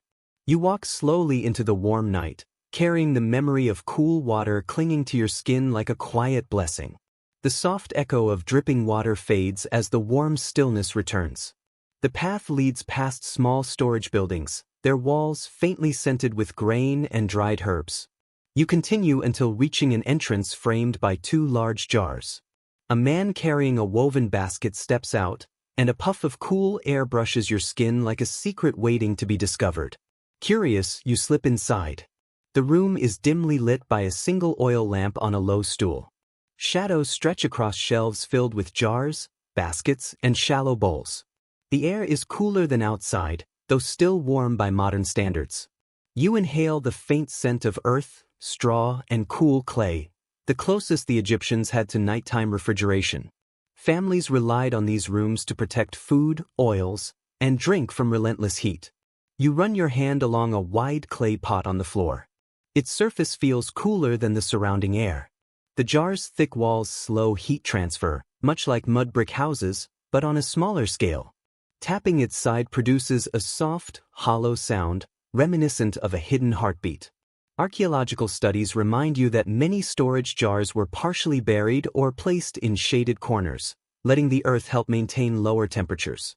Crouching, you touch the floor. It feels cooler than other surfaces. You imagine families storing water, beer, butter, figs, and milk here, not to keep them cold, but to prevent them from overheating. Turning, you notice a small pit at the back of the storage room, hinting at yet another method of natural cooling.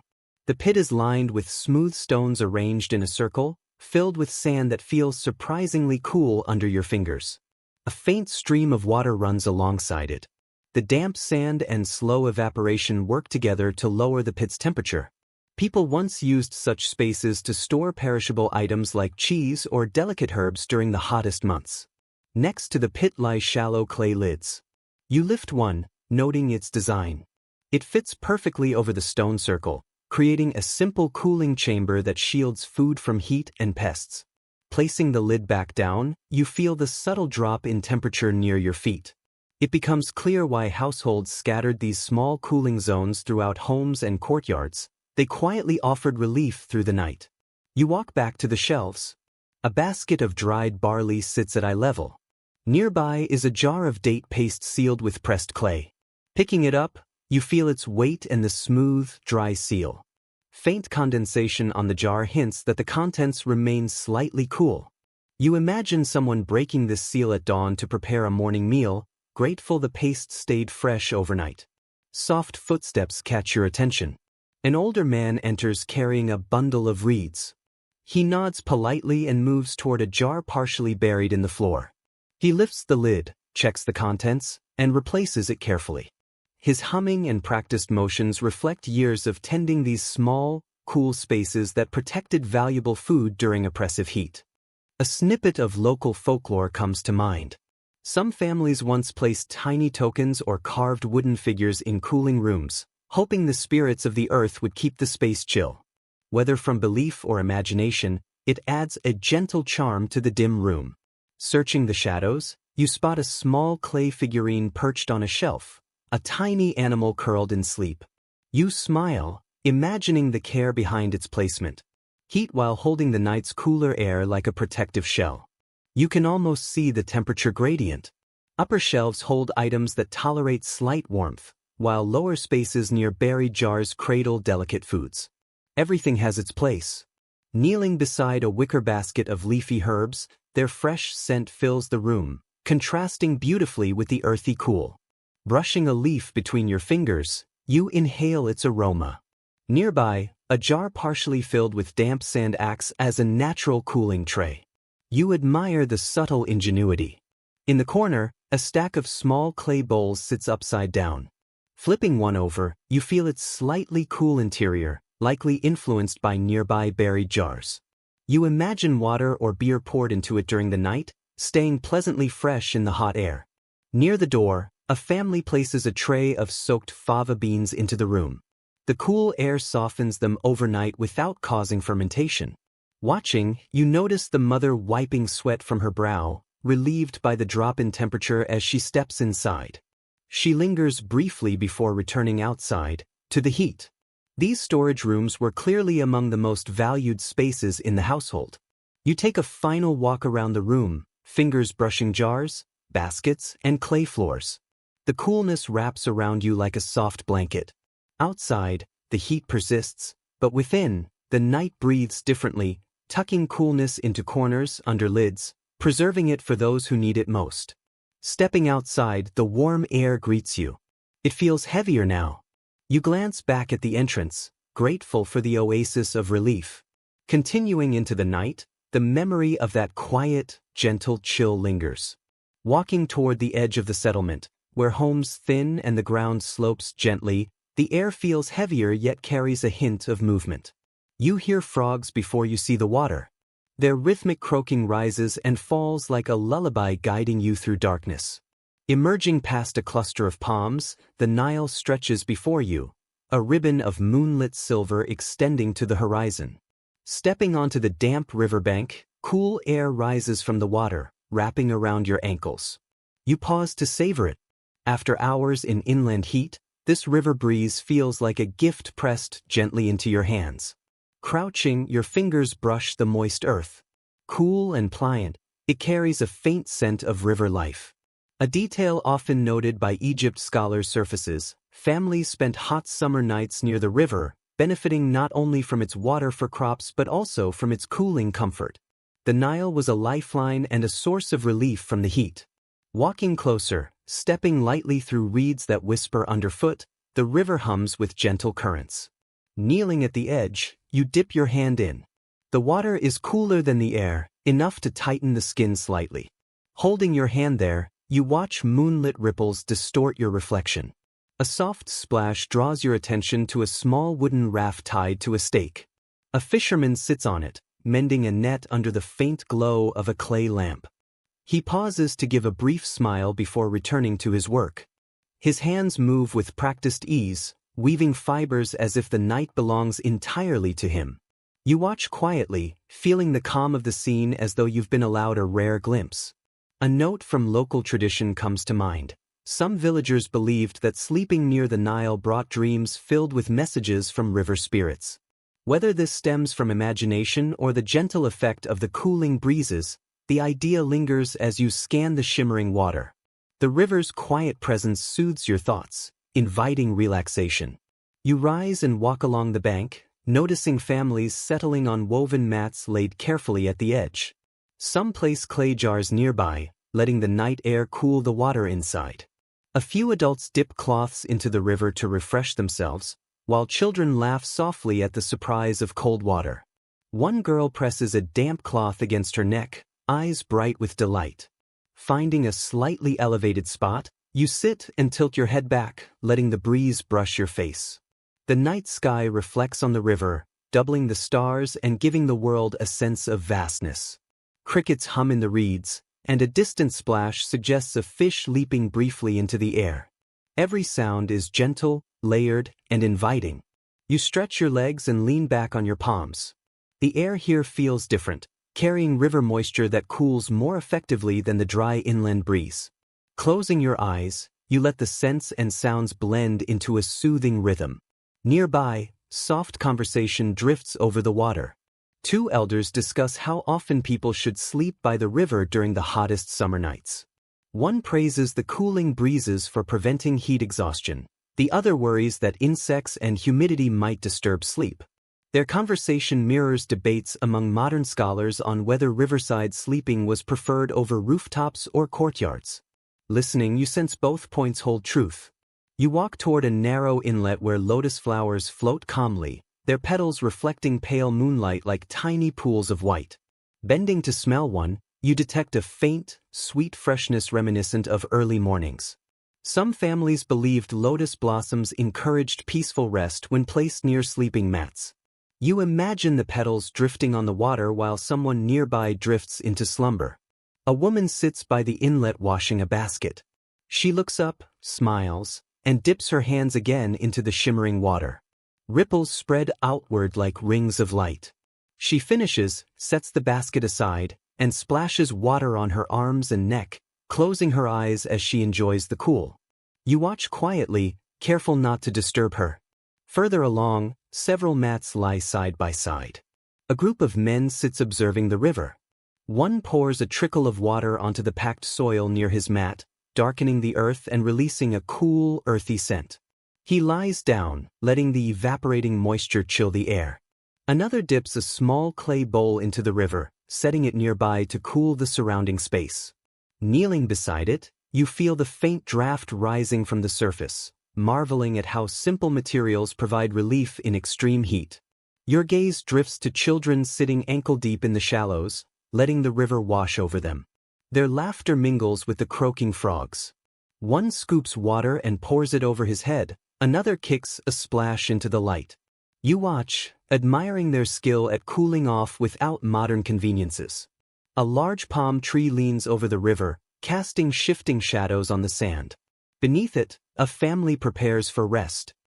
The mother spreads a linen sheet while the father secures its edges with small stones. Their son places a jar near the trunk, and the daughter fans herself with a woven leaf. You step aside, letting them finish their gentle ritual. Sitting beneath the same palm, you feel the rough trunk press a subtle coolness against your back. The breeze strengthens, blowing across the water and through the reeds, bringing a refreshing breath to everyone nearby. Closing your eyes, the scent of the river fills your lungs. A faint sound of oars draws your attention as a small boat glides by. Two men speak softly, their voices rippling across the water alongside their paddles. You watch as the boat drifts away, shrinking into a silhouette against the moon.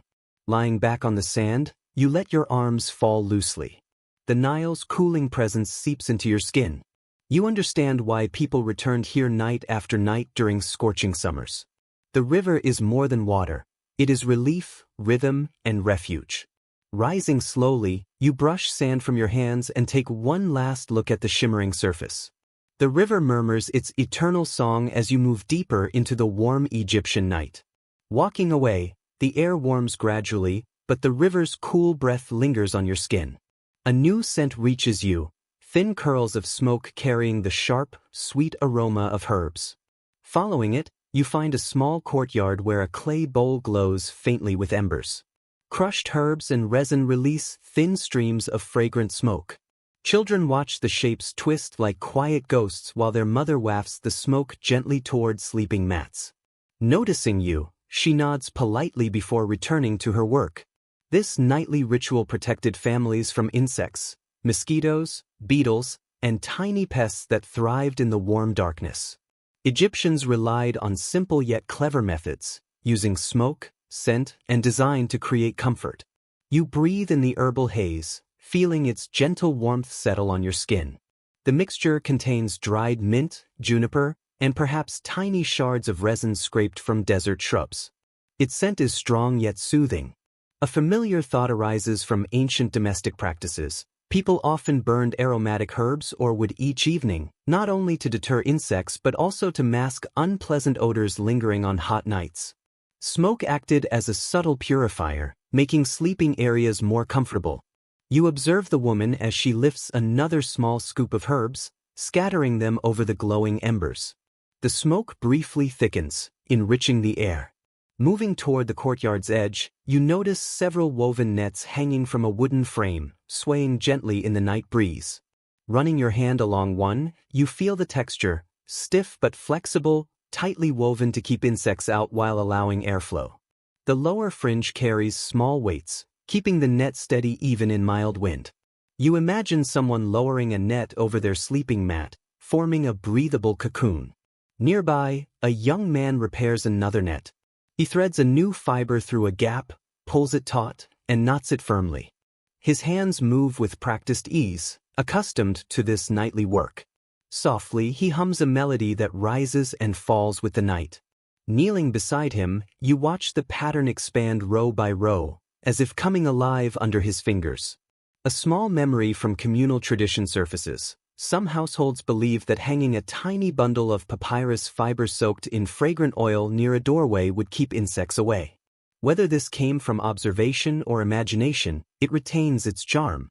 You spot such a bundle near a doorway, its faint aroma mingling with the herbal smoke. In a corner, a young girl holds dried flowers, rubbing them between her palms before sprinkling petals over her family's sleeping area. The crushed petals release a mild, fruity scent. Her mother spreads them evenly across the mat, thanking her. You watch with a quiet smile. This small ritual transforms the space into something gentle and fragrant. Elsewhere, an elder sits with a clay cup of oil. He dips a reed into it, tracing a line along the edge of his sleeping mat. The oil glimmers in the lantern light, carrying notes of cedar and perhaps myrrh. He whispers softly, maybe a prayer or a habitual rhyme. This creates a fragrant barrier, discouraging crawling insects. Nearby, two men discuss small clay containers. One insists burning herbs works best in open courtyards, The other argues that nets alone offer better protection indoors, where smoke tends to linger. Their friendly debate mirrors the uncertainty modern researchers face about ancient Egyptian practices. You rise and step toward a dim sleeping room. The air inside is warmer but free of pests. Looking up, you notice a narrow ceiling gap where a woven screen filters the breeze. A pot of smoldering herbs sits carefully placed so smoke rises away from the bed. A woven basket near the ceiling holds pungent herbs and dried citrus peels, diffusing scent slowly through the room. Lightly touching the basket, you hear the herbs rustle, releasing another subtle aroma. Outside, women prepare fresh herb bundles, chatting softly as they crush leaves, tie stalks, and sort by fragrance. One smells a bundle before passing it along. Another shakes leaves into a clay bowl. The rhythm of their work creates a calming pattern of sound. You watch as they prepare mixtures for different purposes, one to burn, another to hang, a third to rub on wooden bed frames. Combinations vary with season, insect activity, and preference. They laugh when one claims mosquitoes bite her most, teasing her while preparing an extra strong blend. A young boy enters, carrying a pot of glowing coals. He adds a pinch of crushed leaves, stirring smoke with his hand. Moving from corner to corner, he spreads the protective aroma into dark spaces where insects might hide. His task, simple yet important, has been performed by children for generations. Leaning against a low wall, you let the smoke and scented air envelop you. The night no longer feels threatening. It feels cared for, shaped by rituals that transform the harsh environment into a place of rest. A dog lies curled near the smoke bowl, ears twitching at distant sounds, seeming to enjoy the insect-free space. You scratch behind its ear. It shifts closer, content. A faint breeze carries the scent of cooling herbs across your face. You close your eyes, breathing deeply. The aroma induces drowsiness. The smoke softens the edges of the night. Nets sway gently, voices lower to murmurs, and calm spreads. Watching the last embers glow in the clay bowl, you step away. The fragrant, protective air lingers as you leave the courtyard, carrying with you the thoughtful care people gave to sleep. You move toward another scent, a softer, warmer aroma that drifts through the quiet night. Following it across open ground, you reach a cluster of clay lamps flickering near low benches. A few people sit, amber light outlining their silhouettes. The air here carries notes of cooling oils and subtle sweetness, nighttime fragrance, deeply woven into Egyptian life. This is not luxury perfume, but a deliberate, daily practice. This is a tool of comfort, a way to calm the mind and ease the body into rest during oppressive heat. You inhale slowly, letting the mix of lotus oil, palm resin, and crushed herbs fill your lungs. The effect is subtle yet immediate. Your shoulders relax, your jaw softens, and the scent cools you from within. It recalls a common observation in depictions of daily Egyptian life. Fragrant oils were not only for ceremonies or adornment, they helped manage heat. Many oils retain skin moisture while giving a gentle cooling effect through the night. You move toward a small table where several clay jars sit open, their contents glinting in the lamplight. An elderly woman sits nearby, stirring one with a thin wooden stick. She hums softly, dipping her fingers into the oil and smoothing it over her arms. Seeing you, she gestures gently to come closer, dips her fingers again, and brushes a small amount onto your forearm. The sensation surprises you. It feels light, spreading easily, leaving a faint coolness that deepens with the breeze. She opens another jar. A sharp but pleasant scent rises, a mix of mint and pine. Quietly, she explains that this blend is used on particularly stifling nights. A few drops behind the ears and along the neck help the body feel lighter. You inhale over the jar. The aroma lifts your senses, clearing the heaviness of the night. Nearby, a young man shapes small cones of scented wax. He works carefully, forming smooth peaks meant to sit on the head, where body heat melts them gradually. The fragrance then drips across hair and skin, offering cooling relief for hours. You watch him concentrate. He dips his thumb in oil to soften the wax, then rolls each cone on a flat stone for symmetry. A quiet village tale drifts to mind. Lotus-scented cones were believed to encourage gentle dreams on hot nights. Whether imagined or real, The idea feels true as you breathe in the fragrance. He finishes a cone and places it upright on a tray with others. They stand like tiny sculptures, glowing faintly under the lamps. You pick one up, rolling it gently between your fingers. It feels slightly cool despite the warmth around you. Not far off, a group of women crush dried petals using a small stone mortar. The rhythmic grinding adds another layer to the air. One woman lifts a handful of powder to her face, closes her eyes, and smiles. You sit nearby, watching their deliberate movements. Another melts a piece of resin over a lantern flame, mixing it into the petals to make a sticky paste for scenting sleeping cloths. She spreads it onto a linen scrap, pressing another cloth on top so the fragrance transfers overnight. A few steps away, a man tends a bowl of water infused with essential oils. He dips a reed and flicks droplets into the air, catching the lantern light before they vanish. Repeating the motion slowly, he lets the scent settle like a blanket of calm. The breeze carries the aroma toward you, refreshing and sweet. You watch him swirl the reed, leaving shimmering patterns on the water. He explains that families create different blends depending on the season and household needs: mint, blue lotus, and sweet myrtle for hot nights, cedar or juniper when humidity rises. Nearby, two men discuss the right amount of oil. One favors a light touch, letting the scent float gently. The other prefers heavier aromas in crowded spaces. Their conversation mirrors modern debates on aromatic compounds. Some attribute the cooling to evaporation, others to psychological comfort. Observing them, you sense both are valid. You move to a long bench with clay lamps glowing steadily. Their flames reflect in bowls of scented oil nearby. You lift one and swirl it slowly. The fragrance rises like warm silk. Your fingers catch it and bring it to your face, lingering softly. A young girl approaches carrying a small bundle of herbs, placing it at the foot of a sleeping mat. The floral aroma blends with surrounding scents. She smiles, finishing her task, and helps her mother with another mat. The space fills with a calm, layered scent that soothes without overwhelming. You sit near a lamp, letting the aromas drift. The cooling oils settle on your skin, your eyelids grow heavy. Grinding herbs and quiet conversation fade into the background.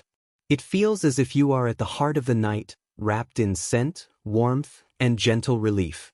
Families settle on mats. Some rub fragrant oils on their arms, others place cones in their hair, and a few wave the scented air with slow, practiced motions. The night deepens, softened by aroma and oil. You stand, absorbing the final traces of cooling scent. As you step away, the fragrances linger like a quiet echo, fading into the warm breeze. Moving into the Egyptian night, you carry a soft veil of lotus and mint with each step. You leave the scented gathering and wander toward a long residential street, faint oil lamp glimmers dotting the edges like flickering stars pressed to the earth. The air warms again but grows quieter. You notice the soft chorus of nighttime sounds rising around you, layering into the soundtrack of Egyptian nights. Slowing your pace, you absorb each detail. First, the steady croak of distant frogs from the riverbanks. Their calls rise and fall in gentle waves, creating a rhythm that soothes the pulse. From a nearby courtyard, you hear a soft murmur of voices where someone is finishing a late meal. The sound is intimate, like a family settling into rest. A mild breeze rustles the palm leaves above, producing a whispering noise that feels almost alive, as if the forest itself is breathing. You pause beneath the tree, close your eyes, and let the rustle settle into the spaces between your breaths. A familiar observation from studies of ancient Egyptian life comes to mind. Nights were never completely silent. People slept surrounded by a mixture of natural and human sounds that shaped dreams and comfort. Rest was not about silence, it was about familiarity. For Egyptians, the nighttime sounds were a kind of lullaby. As you walk on, the gentle splash of water joins the chorus. To your left, a small fountain trickles in a wealthy home's courtyard. The water loops through a narrow stone channel, echoing lightly in the cool air. A servant adjusts the flow to keep the sound steady. Moving water brought peace to some households, especially during hot seasons. Nearby, the rhythmic tapping of a loom reaches your ears. A middle-aged woman works on her rooftop, finishing a piece of fabric under lamplight. The soft, rapid taps form a delicate beat that blends with the other night sounds.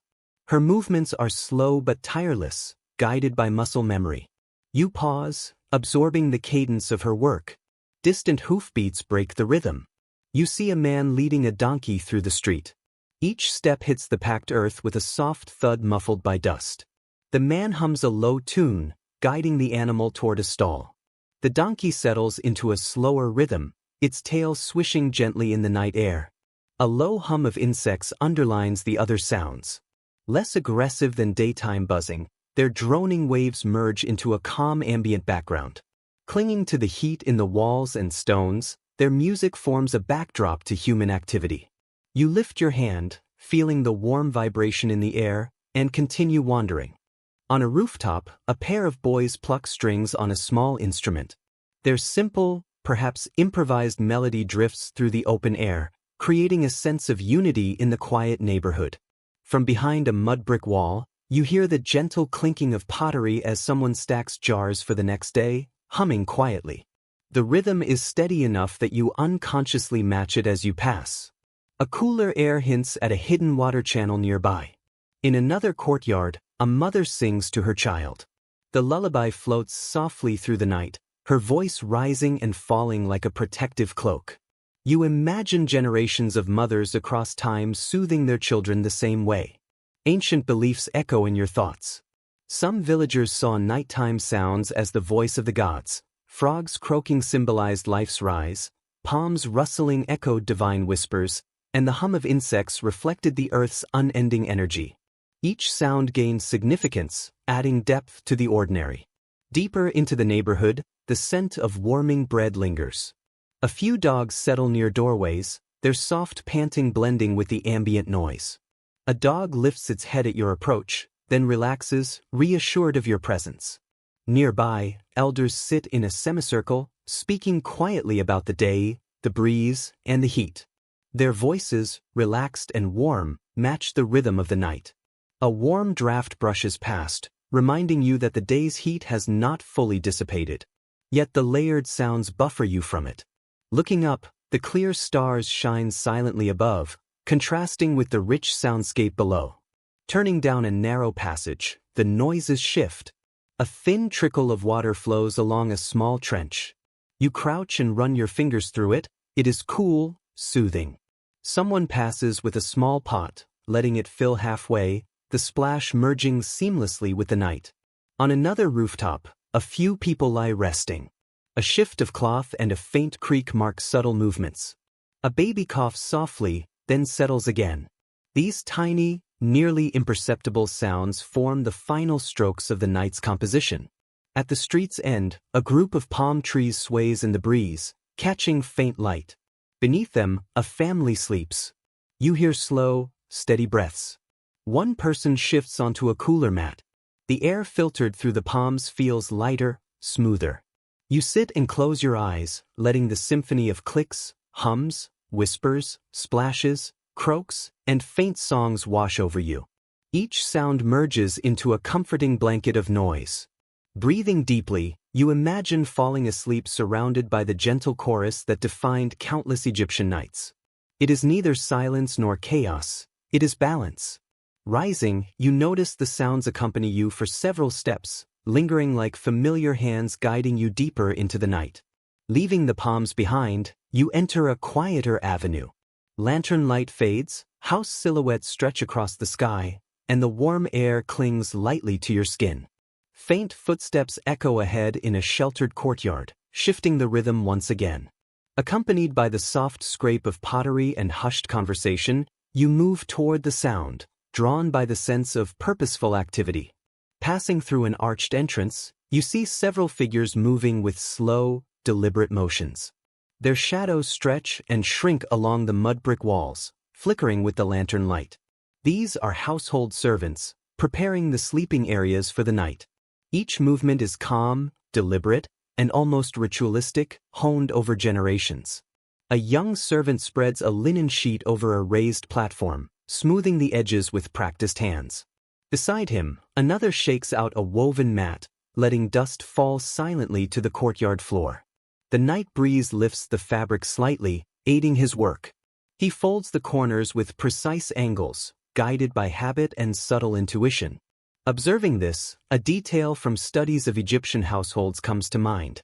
In larger homes, evening routines relied heavily on servants. They aired bedding, prepared scented oils, and arranged furniture to catch the coolest breezes, ensuring comfort during the intense summer nights. Near a window, a woman prepares a pallet. She wipes the wooden frame with a damp cloth, removing daytime dust, pausing occasionally to feel the airflow.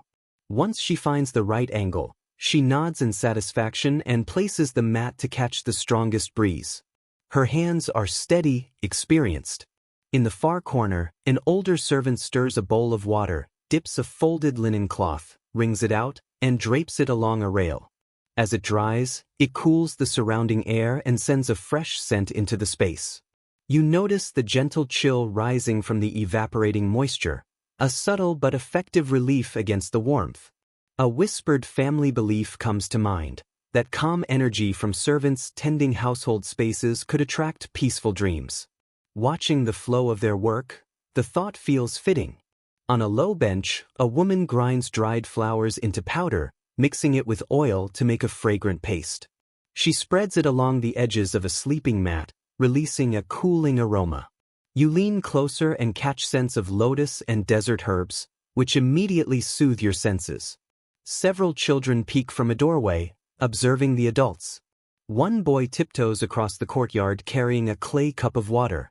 He hands it to the woman, who adds a few drops to her bowl. The boy beams, proud of his small contribution. Nearby, a servant adjusts a palm leaf fan mounted near the sleeping area. Rather than moving it manually, he positions it to catch the night breeze, increasing airflow over the sleepers. He ties the fan to a pole, tests its motion, and steps back to watch. Two men emerge from a doorway, carrying a long wooden frame. They place it near the open side of the courtyard, adjusting the legs until the bed tilts perfectly to catch the breeze. They murmur softly about the wind's direction. A thought arises. Historians debate whether households deliberately engineered nightly airflow or relied on improvisation. Observing the servants, you see trial, error, and instinct merge seamlessly into practiced wisdom. They test the breeze, listen to the environment, and adapt naturally. A clay jar stands beside the bed, half filled with cool water from a shaded storage room. A servant dips a reed whisk into it and fans droplets into the air, briefly refreshing the surroundings. Nearby, a young woman arranges small bowls of herbs at the mat corners to deter insects, adjusting blends of mint and crushed flowers. The aroma rises gently, calming the space. Another servant combs the sleeping linens, brushing dust with a smooth stick. The soft, repetitive sound encourages calm and relaxation. Near the entrance, two servants discuss which courtyard area stayed cooler the previous night. One favors the spot by the fig tree, the other insists the corner by the wooden table remained comfortable longest. Their conversation reflects a quiet uncertainty passed down over generations. Even with experience, each night's breeze and temperature shifted, requiring careful observation. In the courtyard center, a shallow water basin catches your attention. A servant dips her hands and sprinkles droplets around the ground. The damp patches will evaporate, creating a thin layer of coolness. Kneeling, you trail your fingers in the water, which feels freshly drawn from the river. As the lanterns dim, servants finish their work. One extinguishes a lamp, leaving a pool of moonlight. Another folds a woven cloth beside a mat. These final movements feel like the closing gestures of a long, deliberate ritual. A gentle breeze drifts through the courtyard, lifting the linens softly. You stand, absorbing the scene. The servants retreat indoors, having shaped the night into one of rest, comfort, and calm. Without them, the household would struggle in the heat. With them, even the warmest night is manageable. You take a last look at the arranged mats, fragrant herbs, angled fans, and jars of cool water. Everything is ready. The night is tamed. Leaving the courtyard, you follow a wide path toward a quieter district. The houses here are larger, walls smoother, doorways framed with carved beams, and lanterns burn with steady flames.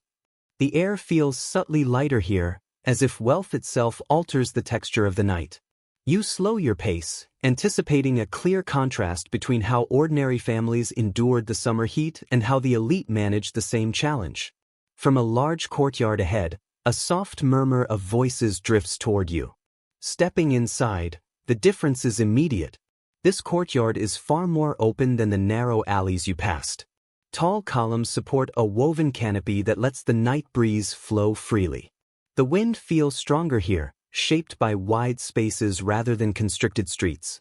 Pausing beneath one column, you lift your gaze. Moonlight filters through the canopy in broad, gentle stripes across the floor. To your right, a raised sleeping platform accommodates several mats. A linen curtain hangs loosely along one side, fluttering like a pale ribbon when the wind passes. Two young women adjust it, testing how it catches the air. As they step aside, the curtain drifts inward, ensuring a steady flow of coolness for anyone who rests there. A memory of ancient Egyptian records comes to mind. Wealthier homes often enjoyed cooler nights thanks to spacious courtyards and elevated rooftops that captured stronger breezes. Yet coolness was not exclusive to the rich. It manifested differently.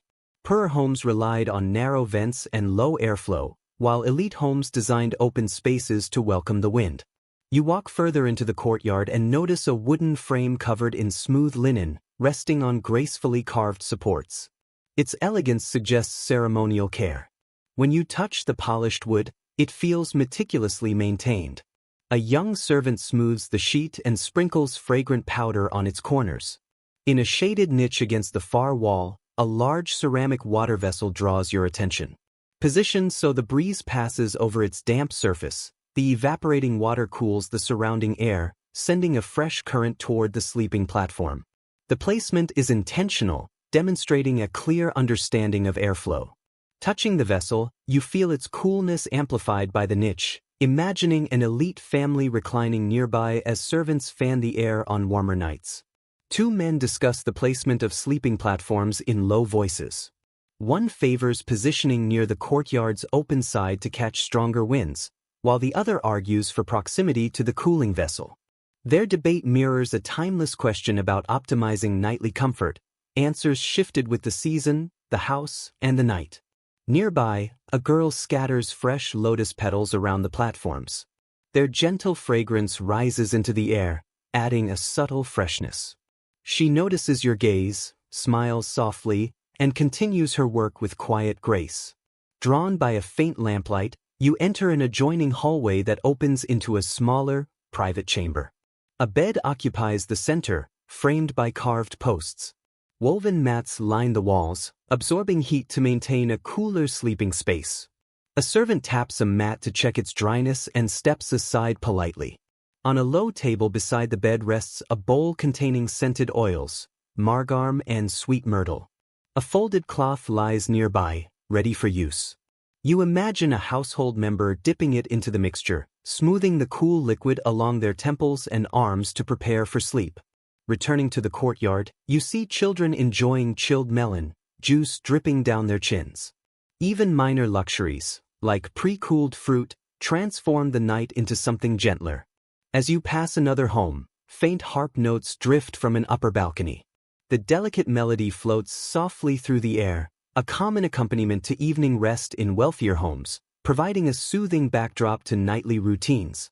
The next courtyard contrasts sharply with the previous ones. Sleeping platforms line a long, open gallery, each beneath a slanted wooden frame directing breezes downward. A pot of chilled water sits nearby. A servant dips a cloth into it and drapes it over a beam, allowing the wind to pass through and cool the air. Standing beneath one frame, you feel the river-like flow of wind brushing past your arms. In a distant corner, a group of women prepares a sleeping area for their mistress. Linen pillows are adjusted, mats brushed free of dust, scented water placed at the head of the bed, and curtains arranged to filter the moonlight. Their calm, precise movements illustrate the importance of rest, while the wealth of tools, spacious courtyards, cooling vessels, music, oils, and shaded galleries demonstrates how comfort differed with means. In less affluent homes, similar goals were achieved through clever placement and small rituals. A servant applies a touch of mint from a small clay jar along the bed frame, leaving a faint fragrance to linger throughout the night. You pause, observing the quiet bustle. Lanterns flicker softly, the courtyard's breeze steady and fragrant. Once preparations are complete, the servants step aside. Stillness settles over the courtyards, awaiting sleepers. You leave the elite district, stepping back into the mixed warmth of the night. Glancing once, you see the silhouettes of expansive courtyards and angled frames capturing the moonlight, while behind them, the dark rooftops of ordinary homes rise, steady and familiar. The two worlds merge under the same desert heat, each shaping its own version of night. As you walk away, you gain a deeper sense of how Egyptians endured the fiercest summers. Comfort varied, methods differed, but the desire for coolness, rest, and calm was universal. Every family, wealthy or humble, found its own way to carve peace from the heat. You leave the elite district and follow a path that gradually rises toward the rooftops and open fields beyond. Here, the night stretches wide, and the sky opens above like a vast bowl sprinkled with glowing sand. You pause, letting the expanse wash over you. The stars feel close enough to touch, their silver light softening the lingering heat in a way no structure could. Climbing a small incline, you stand on a broad rooftop overlooking the river and the distant flicker of scattered lamps. The air feels easier to breathe. A soft, steady breeze glides across your arms, carrying the scent of dust, palm leaves, and distant water. You tilt your head back to take in the full canvas of the sky. Constellations form their ancient shapes, tracing animals, ships, and wandering figures across the darkness. History comes to mind. Ancient Egyptians were skilled sky watchers. Their observation of stars guided not just farming and festivals, but also shaped the rhythm of nightly life. Sleeping outdoors during the hottest months made stars familiar companions, silent guides offering comfort long before sleep arrived. You walk along the rooftop and sit near the edge, letting your legs dangle. Fingers trace the warm mud brick beneath you as the breeze brushes your back and hair. The stars drift in calm, steady, ancient patterns. You imagine lying here night after night, learning the constellations as naturally as breathing. Nearby, a small family settles onto mats. The father points upward, showing his daughter a bright star cluster. Her eyes widen, following his gesture. The mother laughs softly and reclines beside them. Their silhouettes blend with the starlight, forming a scene intimate and timeless. A streak of light flashes across the sky, a shooting star, gone as quickly as it appears. A faint gasp rises from a nearby rooftop, where two boys whisper excitedly. Even without electric lights, the sky provides endless wonder. You lean back on your hands, feeling the cool, dry breeze sweep across your chest and cheeks. The air here is freer than in the courtyards below, moving unblocked by walls or alleys. It's easy to see why rooftop sleeping became a summer tradition. Stars watch while the wind keeps company. From the rooftop next door, a soft humming draws your attention. A woman sits with a small object in her lap, fingers tracing carved marks as she whispers a quiet song following the stars. Some families believed the heavens offered protection, others, guidance for dreams. Her whisper suggests the latter. A memory surfaces. Shepherds and travelers used the star Sopdet to decide when to start nighttime journeys during summer. The stars signaled the Nile's flood and indicated when the air was safest for long hours outdoors. Such details show how deeply the sky influenced daily life. You lie back fully, stretching across the warm rooftop. The sky fills your vision. The Milky Way spills faint light across the darkness, and the earth slowly releases the day's heat. Your breathing settles into the rhythm of the night. A distant owl calls from a cluster of palms. From the rooftop behind, two older men discuss star movements. One insists a bright cluster marks when the night breeze grows strongest. The other claims the cooling starts when a specific star rises above rooftops. Their debate mirrors questions still discussed by modern researchers. How much was observation? How much cultural belief? Here, both perspectives blend naturally into lived experience.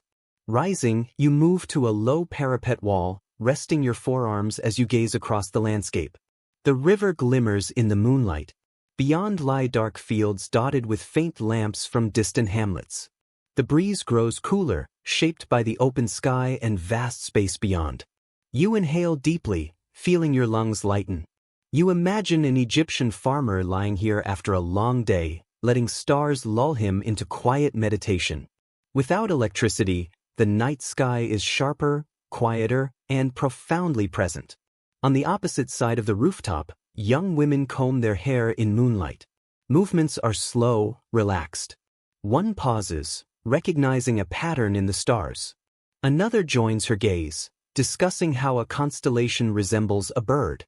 Their conversation blends with the breeze, creating a serene pocket. At the rooftop center, a family arranges sleeping mats, one facing north, another west. You sense how years of observing the sky taught Egyptians where to lie for the coolest breeze, knowledge passed through instinct rather than instruction. Beside a mat lies a small clay bowl with crushed petals. A carved wooden plaque nearby reflects celestial patterns. The items are deliberately placed, combining ritual comfort with starlit tranquility. Reclining again, you watch the stars shift imperceptibly. Night sounds are minimal, the occasional insect chirp, soft, distant voices. The breeze cools your arms with each return, as if the sky itself breathes with you. Slowly the rooftop quiets. Mats rustle as people settle. A baby fusses before calming under a mother's touch. A man shifts, seeking a cooler spot. A whispered prayer to the stars floats across the night. You take a slow, deliberate breath. The night sky seems to draw you into its quiet, wrapping the world around you in stillness. You realize that for the ancient Egyptians, the stars were more than guides for farming or marking festivals. They provided comfort, structure, and companionship during nights when the heat lingered. Standing to continue your journey, you glance back at the rooftop one last time. Silhouettes of people rest under the stars, soothed by cosmic patterns older than memory. You carry that image with you as you descend a short mud brick staircase, leaving the starlit calm behind. Once you reach the lower alleys, the night air feels heavier, carrying the lingering weight of summer despite hours of darkness. Yet something has shifted subtly. You notice a change in how people move, breathe, and rest as the seasons progress. The routines of spring nights differ greatly from those of the blazing summer. Egyptians adapted instinctively, honed by generations of observing heat patterns. Following a path toward a wide courtyard, you see families preparing for sleep. Soft conversations drift through the air. One man comments that the temperature rose earlier than usual this year. Another explains that he moved his mat to the riverbank the previous night because the rooftops were too hot.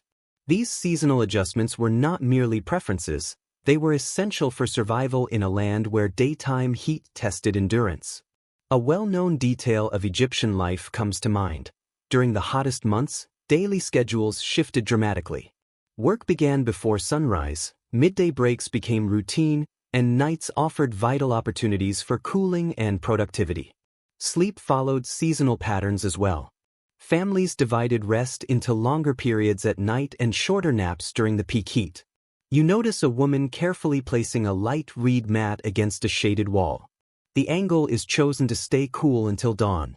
During spring, such precision might not be necessary, but in summer, every detail mattered.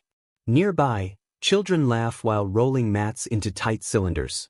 Their father adjusts a clay pot of chilled water, tilting it to check the condensation. Stored in a shaded room all day, the water is preserved for late-night refreshment. In a corner, two women quietly discuss a mixture of crushed herbs. One prefers mint for its cooling effect, while the other argues cedar will help stabilize the air as temperatures drop after midnight. Their conversation reflects the careful guessing game of seasonal nights. No one could predict exactly when the temperature would change, only that it would. A little farther, a boy helps his grandfather spread a thin woven blanket. The elder explains that it is intended only for early summer nights when the air still carries a hint of chill before dawn. By midsummer, even this thin covering would be excessive. The boy listens attentively, absorbing the knowledge passed through touch, habit, and lived experience. Continuing through the courtyard, a faint breeze brushes your face, carrying the scent of warm dust and distant water. A nearby woman notices the movement of her hanging cloth and adjusts her sleeping area accordingly. Another group debates whether to rise early to avoid heat while farming. Their conversation reveals an understanding of flexibility and adaptation, shaped by respect for the season's unpredictability. Further along, a cluster of elders sits beneath a trellis of vines, faces illuminated by lantern light. One recalls sleeping by the river every midsummer night, while another climbed rooftops seeking cooler breezes. Their stories reflect a blend of tradition and personal experiment. A gentle debate arises. Some prefer rivers for cooling, others favor rooftops when humidity rises. Both options are valid, shaped by region, weather, and individual preference. Nearby, teens discuss whether to sleep indoors or outdoors. One points to the sharp stars as a sign of dry air, suitable for rooftops. Another notes the weak breeze makes indoor rooms bearable. Their light conversation echoes an ancient awareness of seasonal shifts. Across the courtyard, boys fill small bowls with water to enhance evaporation, laughing as they race against time before their grandmother finishes arranging the mats. The bowls provide localized cooling, a small but practical adaptation.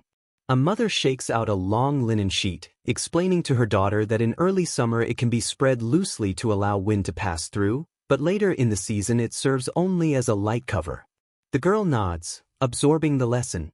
At the courtyard entrance, men inspect the sky. One points to a dim star near the horizon, noting it rises earlier as the season changes.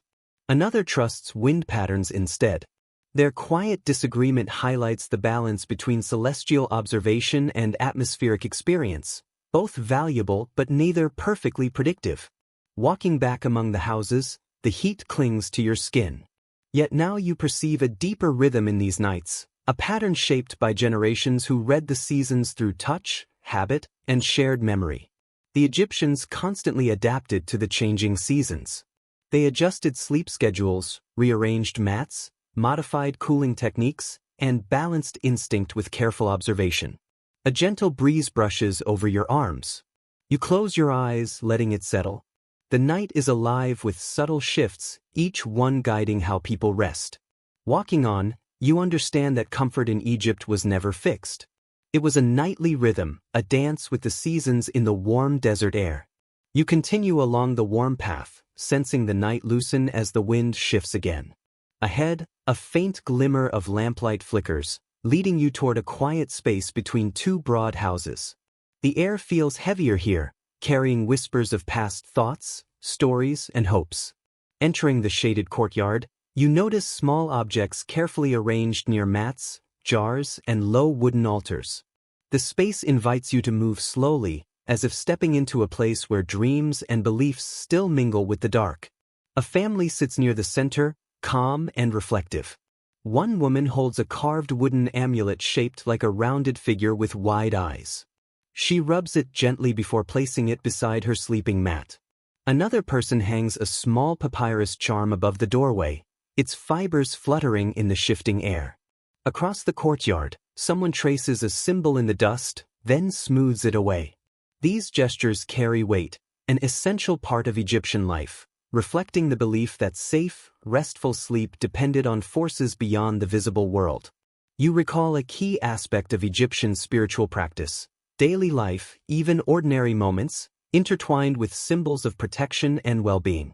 Images of deities appeared in homes not as decoration but as genuine tools of guidance, comfort, and defense. Sleep, vulnerable and unpredictable, was a time when connection to the unseen world grew stronger. Kneeling near a mat, you see a small clay figurine of a reclining lion. Its carved mane stretches behind its head, facing the incoming breeze as though keeping watch. You imagine someone placing it nightly, trusting it to guard dreams. On another mat rests a painted wooden plaque showing a boat gliding across a blue band. You run your fingers along its smooth edge. The image reflects a belief: the night was like a river voyage, sleep a crossing, dreams the waters, and protection meant safe passage through unseen currents. Whoever placed it hoped for calm nights and gentle dreams. A quiet conversation drifts from the far courtyard, where two women mix oil with crushed petals and herbs in a shallow bowl. The fragrance rises softly. One woman touches a fingertip of the mixture to her forehead, the other applies a streak along the edge of her mat. You recognize this as a ritual to encourage peaceful dreams and provide a cooling sensation. Local tradition notes that a drop of oil on the forehead before sleep calmed the heart and settled the spirit, offering comfort during warm nights. Toward the far edge of the courtyard stands a simple clay shrine, smoothed by time. Offerings of dried flowers, bread, and lotus fragments rest at its base. A young man kneels, eyes closed, whispering soft words meant for no audience. When he finishes, he adjusts a linen curtain so the breeze flows gently across it. Later, an older woman approaches with a clay pendant on a thin rope. She touches it to her forehead, then ties it to a wooden post. The symbol represents protection, a safeguard for dreams. Nearby, a father shows his son how to place a painted stone under a mat corner. The boy watches attentively as his father explains its meaning: shelter on difficult nights. These actions pass comfort and belief from one generation to the next. A soft breeze stirs linen curtains and lifts the scent of herbs across the mats. The air feels lighter, shaped by the calm routines of preparation for rest. You pause near the doorway, letting the fragrance and quiet reverence settle around you. In a corner, two elders speak patiently about the variety of dream protection practices, some placing objects under pillows, others hanging charms at entrances. Scholars today note similar diversity, suggesting the meaning of these rituals balanced symbolism and personal faith. A young girl sits beside her mat, turning a lotus petal between her fingers before placing it at her mat's head. She lies briefly, whispers softly, then rises, folding her hands in her lap with peaceful assurance. Moving to the center of the courtyard, you breathe in the warm air, carrying a sense of faith, simplicity, and quiet longing. Nights in Egypt were not just a challenge of heat, they were transitions where the visible and unseen worlds met. Without artificial light, the night felt deeper, and sleep became a journey shaped to be gentle and secure. As you prepare to leave, you take in the carefully placed objects on mats and walls, each telling a story, each reflecting intention. They do not remove the heat but soothe the spirit enduring it. You step out of the courtyard, carrying the quiet hum of belief that made ancient Egyptians feel safer, cooler, and connected to a world beyond dreams. Returning to the open night, you follow a long street bordered by mud brick walls until distant lamps guide your way, leaving behind the quiet reverence of charms and blessings for sleep. A faint scraping sound drifts from ahead. You slow your pace, realizing you are approaching a part of Egyptian life that rarely pauses: nighttime labor. As you continue, the sounds grow clearer. Behind a half-open door, a potter's wheel spins. A soft, rhythmic tapping suggests someone weaving nets or repairing a reed mat. In a shaded courtyard, two men pull rope through a wooden frame, twisting it with deliberate care. Their movements are measured, paced according to the coolness of the night. Night is not just for rest. It is also a time when the world cools enough for tasks that the sun makes unbearable during the day. Ancient Egyptian labor often followed this pattern. Many types of work shifted into nighttime during the hottest months. Farmers, builders, craftsmen, and servants balanced energy with temperature. Some jobs needed daylight, but others could be done by lamplight or moonlight, freeing early hours for extra rest. Sleep itself adapted to the season, not a fixed schedule. You stop at a family courtyard where a man repairs a broken basket. Cross-legged, he weaves palm strips into sturdy forms. Nearby, his wife grinds wheat on a stone slab, slow, circular motions reducing grain to fine flour. Sweat beads her forehead, but her focus remains. She wants to finish before the heat returns. A child stirs, rubbing sleep from her eyes, sitting near her mother and gently fanning her with a palm leaf. The mother smiles but keeps working. Their teamwork is quiet and unspoken. At night, chores become part of family rhythms shaped by temperature. Further along, the faint ring of metal on stone catches your attention. Around the corner, a man sharpens a tool on a wet stone. Sparks flicker with each stroke, briefly illuminating his concentrated face. A breeze brushes past, and he closes his eyes briefly, savoring the coolness before resuming precise, practiced movements. Across from him, another man rolls a heavy clay amphora towards storage. His progress is slow and steady, sweat dripping from his arms. His companion joins him, and together they navigate the vessel through the doorway with a shared grunt and relieved laughter. Their camaraderie eases the burden of labor. Observing them, a known pattern in ancient labor comes to mind. Work and rest followed a sliding scale. The hottest hours created pauses, balanced by cooler nights. Egyptians did not push their bodies merely because the sun shone. They conserved energy for tolerable hours. You continue to a rooftop where several young men work under the moonlight. One shapes clay tablets while another writes with a thin reed. A third mixes pigment, grinding minerals into powder and adding water carefully. Their soft voices drift across the rooftop as they discuss the next day's tasks. Laughter occasionally punctuates their work, lightening its weight. The scent of wet clay grounds the moment in simplicity and honesty. Moving on, you enter a wide alley where women carry large bundles of clothing to a shallow pool carved into the ground. Kneeling, they rinse linen under cool water, gently beating it against smoothed stones. The splashes echo through the night. A faint scent of natron-based soap rises. They exchange stories and teasing remarks, their laughter forming another rhythm in the night.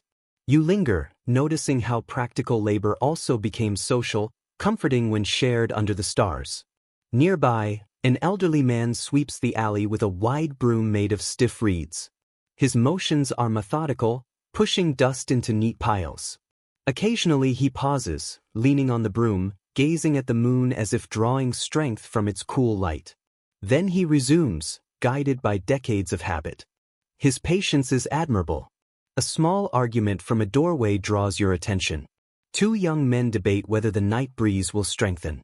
One insists it always does on nights like this. The other disagrees. Their discussion reflects a larger question. Did Egyptians follow predictable nighttime cycles, or adapt in real time to conditions? Observing them, flexibility appears more crucial than strict patterns. Continuing, you reach workers near a clay kiln. They sit in a circle, waiting for the temperature to drop before safely removing newly fired pottery. A faint red glow pulses inside the kiln. One dips a cloth in water and presses it against his neck. Another massages fingers stiffened from hours of shaping clay. Their quiet conversation reflects pride and caution. You respect their endurance. Beyond them, two men tend animals, laying fresh straw in shaded pens and brushing dust from donkey hides. One wipes his brow and leans against the pen. His companion jokes about a stubborn donkey, and they share a tired laugh. Even daily chores take a gentler tone at night. At the alley's end, you enter a courtyard where lamp light reflects on unfinished projects. A carpenter sands a panel. A potter tests the rim of a jar. A woman seals herbs into clay containers. These tasks need neither sun nor hurry, only steady hands and patience, which the night provides. Some people alternate between work and rest throughout the night. A man lying on a mat stands briefly to help his wife move a basket, then returns to rest. Another listens to a neighbor's story while slowly mending a torn rope. Labor and relaxation blur when seasonal flexibility is required. You stand amid the activity and take a deep breath. The warm air carries the rhythm of motion and purpose. The night is alive, not silent, woven with cycles of work and rest. People conserve energy, respect the heat, and adapt without complaint. As you leave the courtyard, the sounds of nighttime labor gradually fade into the gentle hum of warm air, carrying you down the final passage. Reflecting on how Egyptians turned the dark hours into moments of resilience, cooperation, and survival, you notice that sleep came only when necessity and the seasons allowed it. You continue on, carrying both the rhythm of work and the quiet of rest with you. As the Egyptian night deepens, you leave the steady hum of nighttime labor and follow a winding path toward the outskirts of the settlement. Here, the houses spread farther apart, replaced by long fences made of woven reeds and low stone enclosures. The breeze carries a mix of scents, warm hay, dusty fur, and faint traces of animals resting after a day under the sun. As you walk further, shapes start to move in the dim light. A pair of goats stir in their pen. A donkey shifts its weight and snorts softly. Somewhere, a dog barks once before settling again. You have reached the part of the night where humans and animals share cooling strategies. An important detail of ancient Egyptian life comes to mind. Many families kept animals close to their homes. Chickens, goats, donkeys, dogs, and sometimes cattle lived within reach, shaping the night's sound, temperature, and rhythm. Cats roamed freely, valued for keeping pests away. Animals were woven into human comfort. They were part of the nightly ecosystem. You enter a small courtyard with several woven reed shelters. Chickens roost quietly on low beams, their soft rustling filling the silence. The shelters are slightly elevated, allowing air to circulate beneath, preventing heat even at night. A few hens fluff their feathers to release warmth, showing how even small creatures sought relief during warm seasons. A little further, a donkey stands in the open, loosely tethered to a post. It flicks its ears at the breeze more than at you, its steady eyes watching calmly. Dust from the desert clings to its warm coat. You place a hand gently along its neck and feel the rise and fall of its chest. It seems to enjoy the cool air as much as you do. Nearby, a family works quietly around a low wall enclosing their goats. A man checks the thatched roof, ensuring it is open for airflow but secure enough to prevent escape. A woman spreads fresh straw, creating a soft layer that won't trap heat. Their daughter pats one of the goats, laughing when it nudges her hand. Watching them, you notice how attuned they are to their animals' needs. A warm memory of village tradition surfaces. Some families believed goats sensed shifts in temperature before humans. If goats moved to higher or lower ground, people interpreted it as a sign of how the breeze would flow. True or not, the idea shows how closely humans and animals shared life, their breaths mingling in the warm Egyptian air. You continue to a larger enclosure where several cattle rest side by side, their slow breaths creating a faint rhythm through the night. A man sits on a low stool nearby, watching over the herd. He strokes the nearest cow, speaking softly, and the cow responds with a gentle ear flick. There is a quiet interdependence here. Humans care for animals, and animals provide labor, milk, protection, or companionship. On the far side, a clay trough holds water. A boy dips straw into it, sprinkling the wet material over the resting area. The evaporating moisture cools both animals and humans. You kneel and touch the water, surprisingly cool, likely drawn from a shaded jar. A faint scent of wet clay rises from the surface. Moving to another pen, you see a few cats roaming freely. Their eyes flash in the dim light as they weave between baskets and sleeping mats. One rubs against a post before grooming itself. The cat lifts its head as you approach but does not flee, blinking slowly in acceptance. Cats were cherished for guarding grain and sleeping spaces, keeping pests away, shaping comfort with their presence. Beyond them, you hear soft rustling from a shelter. Several dogs rest together, bodies curled in loose circles. One lifts its head, sniffs, then settles. A woman kneels to check their water bowl, stroking the largest dog, which responds with a tail thump. These animals provide protection, alerting families to danger and allowing for more peaceful sleep. You continue until you reach a courtyard shared by humans and animals. A family sleeps under a simple canopy, their mats arranged neatly. A donkey rests nearby, tethered yet comfortable. A cat curls near the mother's mat, chickens roost overhead, and a goat lies close to the child. The arrangement is not chaotic, it is balanced, shaped by familiarity and shared survival. From a corner, two elders discuss sleeping positions. One suggests moving closer to the goats because of the breeze. The other prefers the opposite corner, noting the donkey's body heat. Their practical debate highlights the subtle influence animals have on comfort. Nearby neighbors discuss insects, breezes, and calming herbs, weaving memories and daily life into the night. You notice scattered objects that maintain harmony, bowls of herbs near chickens, a woven fence guiding air through the donkey's pen, a shade cloth above the goats catching the breeze. Even cats patrolling the courtyard contribute to this delicate balance. You sit near the edge of the resting herd. The cow beside you breathes slowly, warm air mixing with the cooler breeze. Hand resting lightly on the ground, you feel the night's vibrations, the pulse of animals, rustling leaves, distant river sounds, all blending into an almost musical rhythm. A deep cow low, a soft bleat from a goat, and the quiet cluck of chickens weave together, composing the soundscape of an Egyptian night. A cat purrs softly, and somewhere in the distance, a dog barks once before silence returns. These sounds do not disturb, they reassure. Life continues around you. Nothing feels isolated. You lean back slightly, letting the mix of warm and cool night air settle on your skin. It becomes clear how animals shaped not only the day but the night as well. They influenced airflow, temperature, sound, and comfort.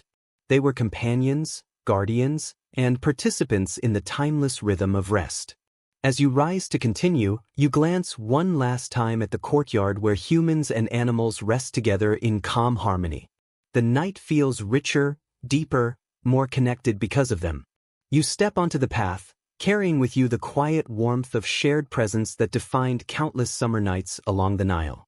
The path narrows, and the night grows darker. The warmth of the air becomes heavier, and a subtle tension arises, like a quiet warning from the desert. Even peaceful nights carry their own risks.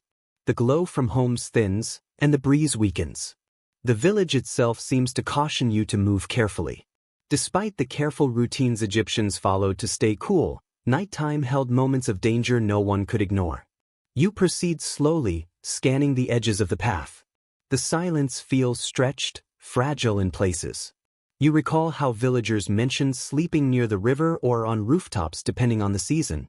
Some areas, however, were avoided at night because of hazards that emerged only in darkness, wandering animals, desperate thieves, or shifting winds that sent sudden pockets of hot air racing through open spaces. An ancient detail comes to mind. Nights near the edge of settlements sometimes drew scavengers. Wild dogs, stray jackals, and occasional snakes would roam close to homes in search of leftover scraps. Few sought to harm humans, but a sudden encounter with a hungry animal in the dark could startle anyone. A faint rustling comes from behind a cluster of reed fencing. You approach cautiously. A jackal appears, its eyes reflecting the moonlight.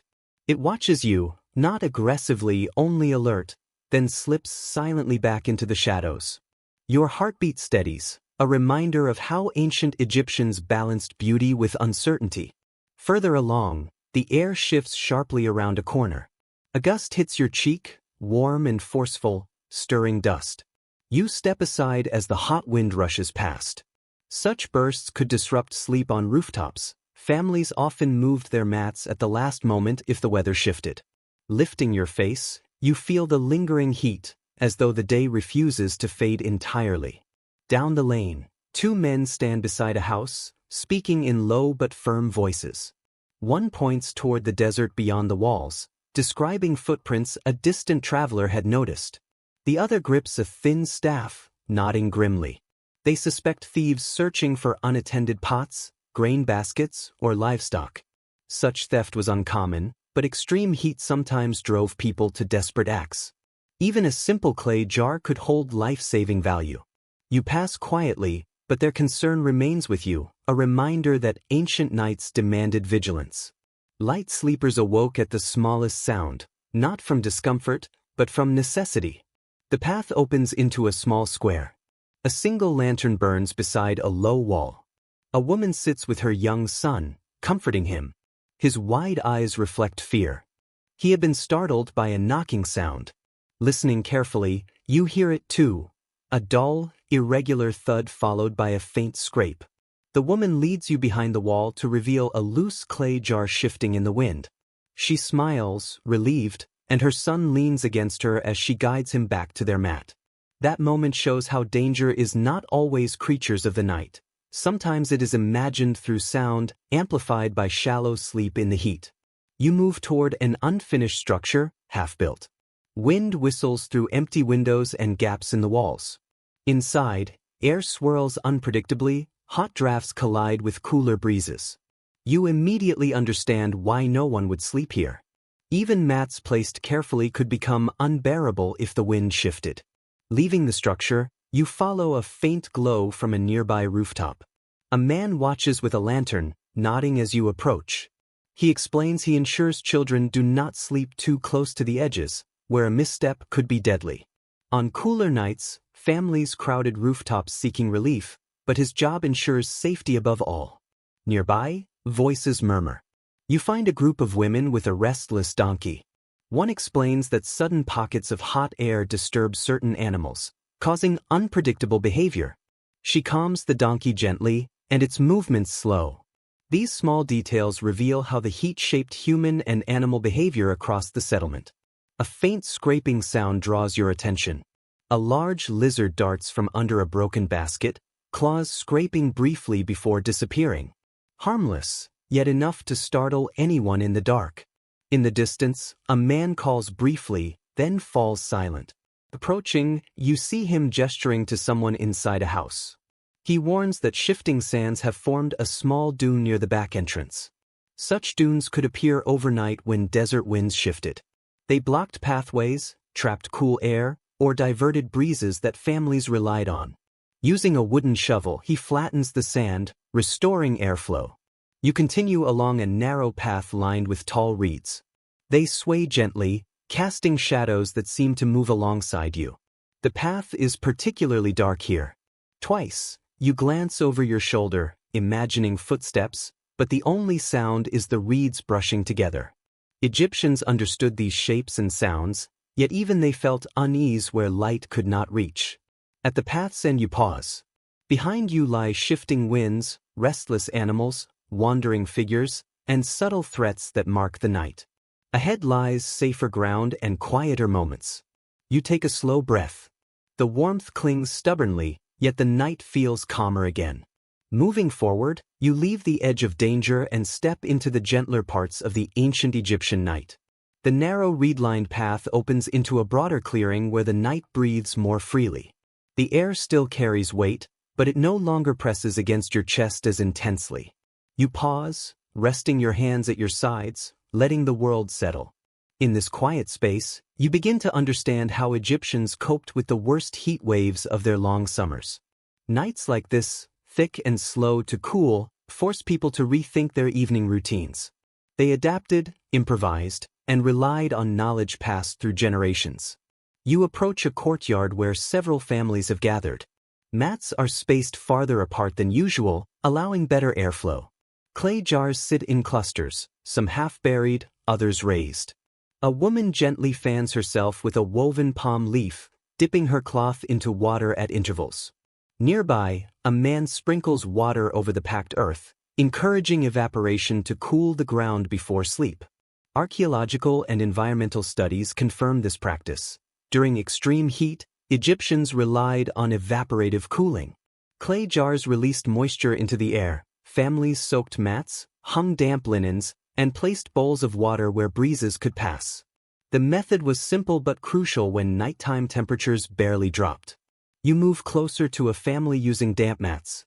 A boy presses his hand to one, grinning at the cooler fabric. His father instructs him to spread the water evenly so the mat dries slowly overnight. The boy lifts and smooths the mat with both hands, sending tiny droplets into the air. A faint chill drifts across your arm. Nearby, an elderly woman dips a small cup into a large clay pot of water and pours it over her feet, instantly showing relief. She fans her face as the water evaporates, while her daughter gently dabs her arms and neck with a soaked cloth. The moment is tender, almost ceremonial. Further along, you notice families constructing simple wind guides. Palm fronds and woven mats are angled to catch even faint breezes. You step behind one, feeling a gentle current cool the air around your face. A group of teens nearby debates sleeping by the river or on rooftops. One argues that riverside humidity worsens heat, while another insists river breezes are cooler. Researchers still examine this today. The effect depended on wind, personal preference, and heat intensity. At the courtyard's edge, a mother and son weave a temporary cooling mat from reeds. She teaches him to leave small gaps for airflow. Concentrating, he threads each piece carefully. When finished, she places the mat near a water basin so the breeze drifts across it. The scent of fresh reeds fills the air. Nearby, a father adjusts a long linen sheet as a low canopy above sleeping areas. He wets the lower edge, letting droplets fall slowly. As the cloth dries, air passing through cools the space. A slight vibration of chilled wind brushes your cheek. The method requires attention, but families mastered it through experience. The father secures the cloth to 2 stakes and steps back with satisfaction. You move toward a group of elders discussing the oppressive heat. One recalls past summers with even higher temperatures. Another recounts nights when people slept in shifts, alternating between rooftops and courtyards. Their conversation reveals another reality: heat waves fragmented sleep. People rested briefly, waking when too warm, then relocating to cooler spots for short naps. 2 young women carry a clay pot soaked in river water to the courtyard center. Night air passing its damp surface creates a subtle cool pocket. Kneeling beside it, you feel its faint, steady chill. Across the courtyard, a man arranges flat stones in a shallow circle with a bowl of cool water inside, explaining to a curious boy that the stones preserve chill throughout the night. The boy touches a stone and gasps softly. The man laughs and pats his back. You continue exploring and notice piles of thick weeds and dried branches near another family. They burn them slowly in a clay brazier to repel insects while producing minimal heat. A girl waves a leaf above it, directing smoke toward their sleeping area. Nearby, a short ladder leads to a rooftop. You climb carefully and step onto the flat surface. Several adults sit, fanning themselves with large palm leaves. The air is only slightly cooler, but the height helps. One man dips his fan in water before fanning, sending cool droplets into the air. A woman repeats this on her sleeping mat, letting the water fall evenly across it. You sit with them for a while, feeling the warmth and the faint relief each passing breeze brings. The woman beside you explains that during the worst heat waves, families would sometimes take turns staying awake to make sure everyone stayed hydrated. She gestures toward a jar of fresh water nearby, refilled earlier from the coolest storage they had. A distant shout draws your attention. Someone calls that the breeze has grown stronger. People stir across rooftops and courtyards, hopeful. You feel it too. A slightly cooler current brushes through your hair and across your arms. It is subtle, but in a heat wave, even a small shift can change the night entirely. You rise to your feet, letting the breeze move through you. The heat no longer feels so oppressive. Quiet conversation softens around you. A few people begin to settle for sleep, finally relieved. Looking across rooftops and courtyards, you see families adjusting mats, dipping cloths in water, repositioning beds, and whispering thanks to the dark sky above. You watch silently for a few moments, observing an ancient community breathing together through the harsh heat. Their resilience does not come from grand inventions but from countless small gestures woven into their nightly rhythm. At last, you step away from the rooftop into the slowly cooling air, following the final stretch of the Egyptian night. The warmth still clings to your skin, but the air begins to settle, like a giant creature exhaling after a long, heated day. This is the last stretch of the night. When families complete their routines, animals curl into the straw, and the world allows itself to grow still, you move along a winding path bordered by clusters of palms. Their leaves sway gently, brushing one another in a whisper you have come to recognize as one of the night's kindest sounds. Ahead, families prepare for sleep beneath the open sky. Mats lie in loose semicircles. Clay jars stand near each sleeping space. The faint scent of herbs and cooling oils lingers in the air. You approach quietly, careful not to disturb their preparations. A mother smooths a linen sheet over her daughter, who is already drifting off, eyelids fluttering as the breeze touches her cheeks. A father nearby lowers a woven screen to shield his sleeping spot from sudden gusts. He tests the airflow with his hand, nods, and steps back. The ritual feels gentle, practiced, and filled with care. A detail often noted in studies of ancient Egyptian sleep habits comes to mind. Most families did not sleep in one long stretch but in cycles. They rested, moved if the heat grew strong, woke briefly to adjust mats, drank small amounts of water, and drifted back into dreams. The night was alive, flexible. People flowed with it instead of resisting. A young boy climbs a short ladder to join his parents on their rooftop. Moonlight catches his hair. He carries a small clay doll tucked under his arm and places it beside his mat before rolling onto his side. His mother strokes his hair once before settling beside him. The rooftop becomes still, holding the soft rhythm of their breaths. Nearby, an elderly couple speaks in quiet murmurs, lifting their faces to the sky and pointing out faint constellations they have followed for years. The man traces a cluster of stars, explaining the season's turn. The woman nods, adding her own memories. Their voices blend with distant palm rustles, forming a lullaby shaped by memory and wind. You move to the far edge of the rooftop, gazing over the settlement. Oil lamps flicker in a few courtyards. A handful of people finish nightly tasks. A woman closes her storage door, a man secures the last knot on a reed fence, another sprinkles water on the ground for a final touch of coolness before lying down. These small motions feel like the last strokes of a brush, completing a mural of rest. A soft conversation drifts from a corner, two neighbors discussing the day's relentless heat. One expects the next night to be cooler since the breeze arrived early. The other remains unsure, noting subtle shifts reminiscent of hotter seasons. Their voices carry a gentle uncertainty, echoing the question scholars still ask: how accurately could Egyptians predict nightly cooling from winds, stars, or seasons? No one fully agreed, and perhaps instinct and preparation mattered more than prediction.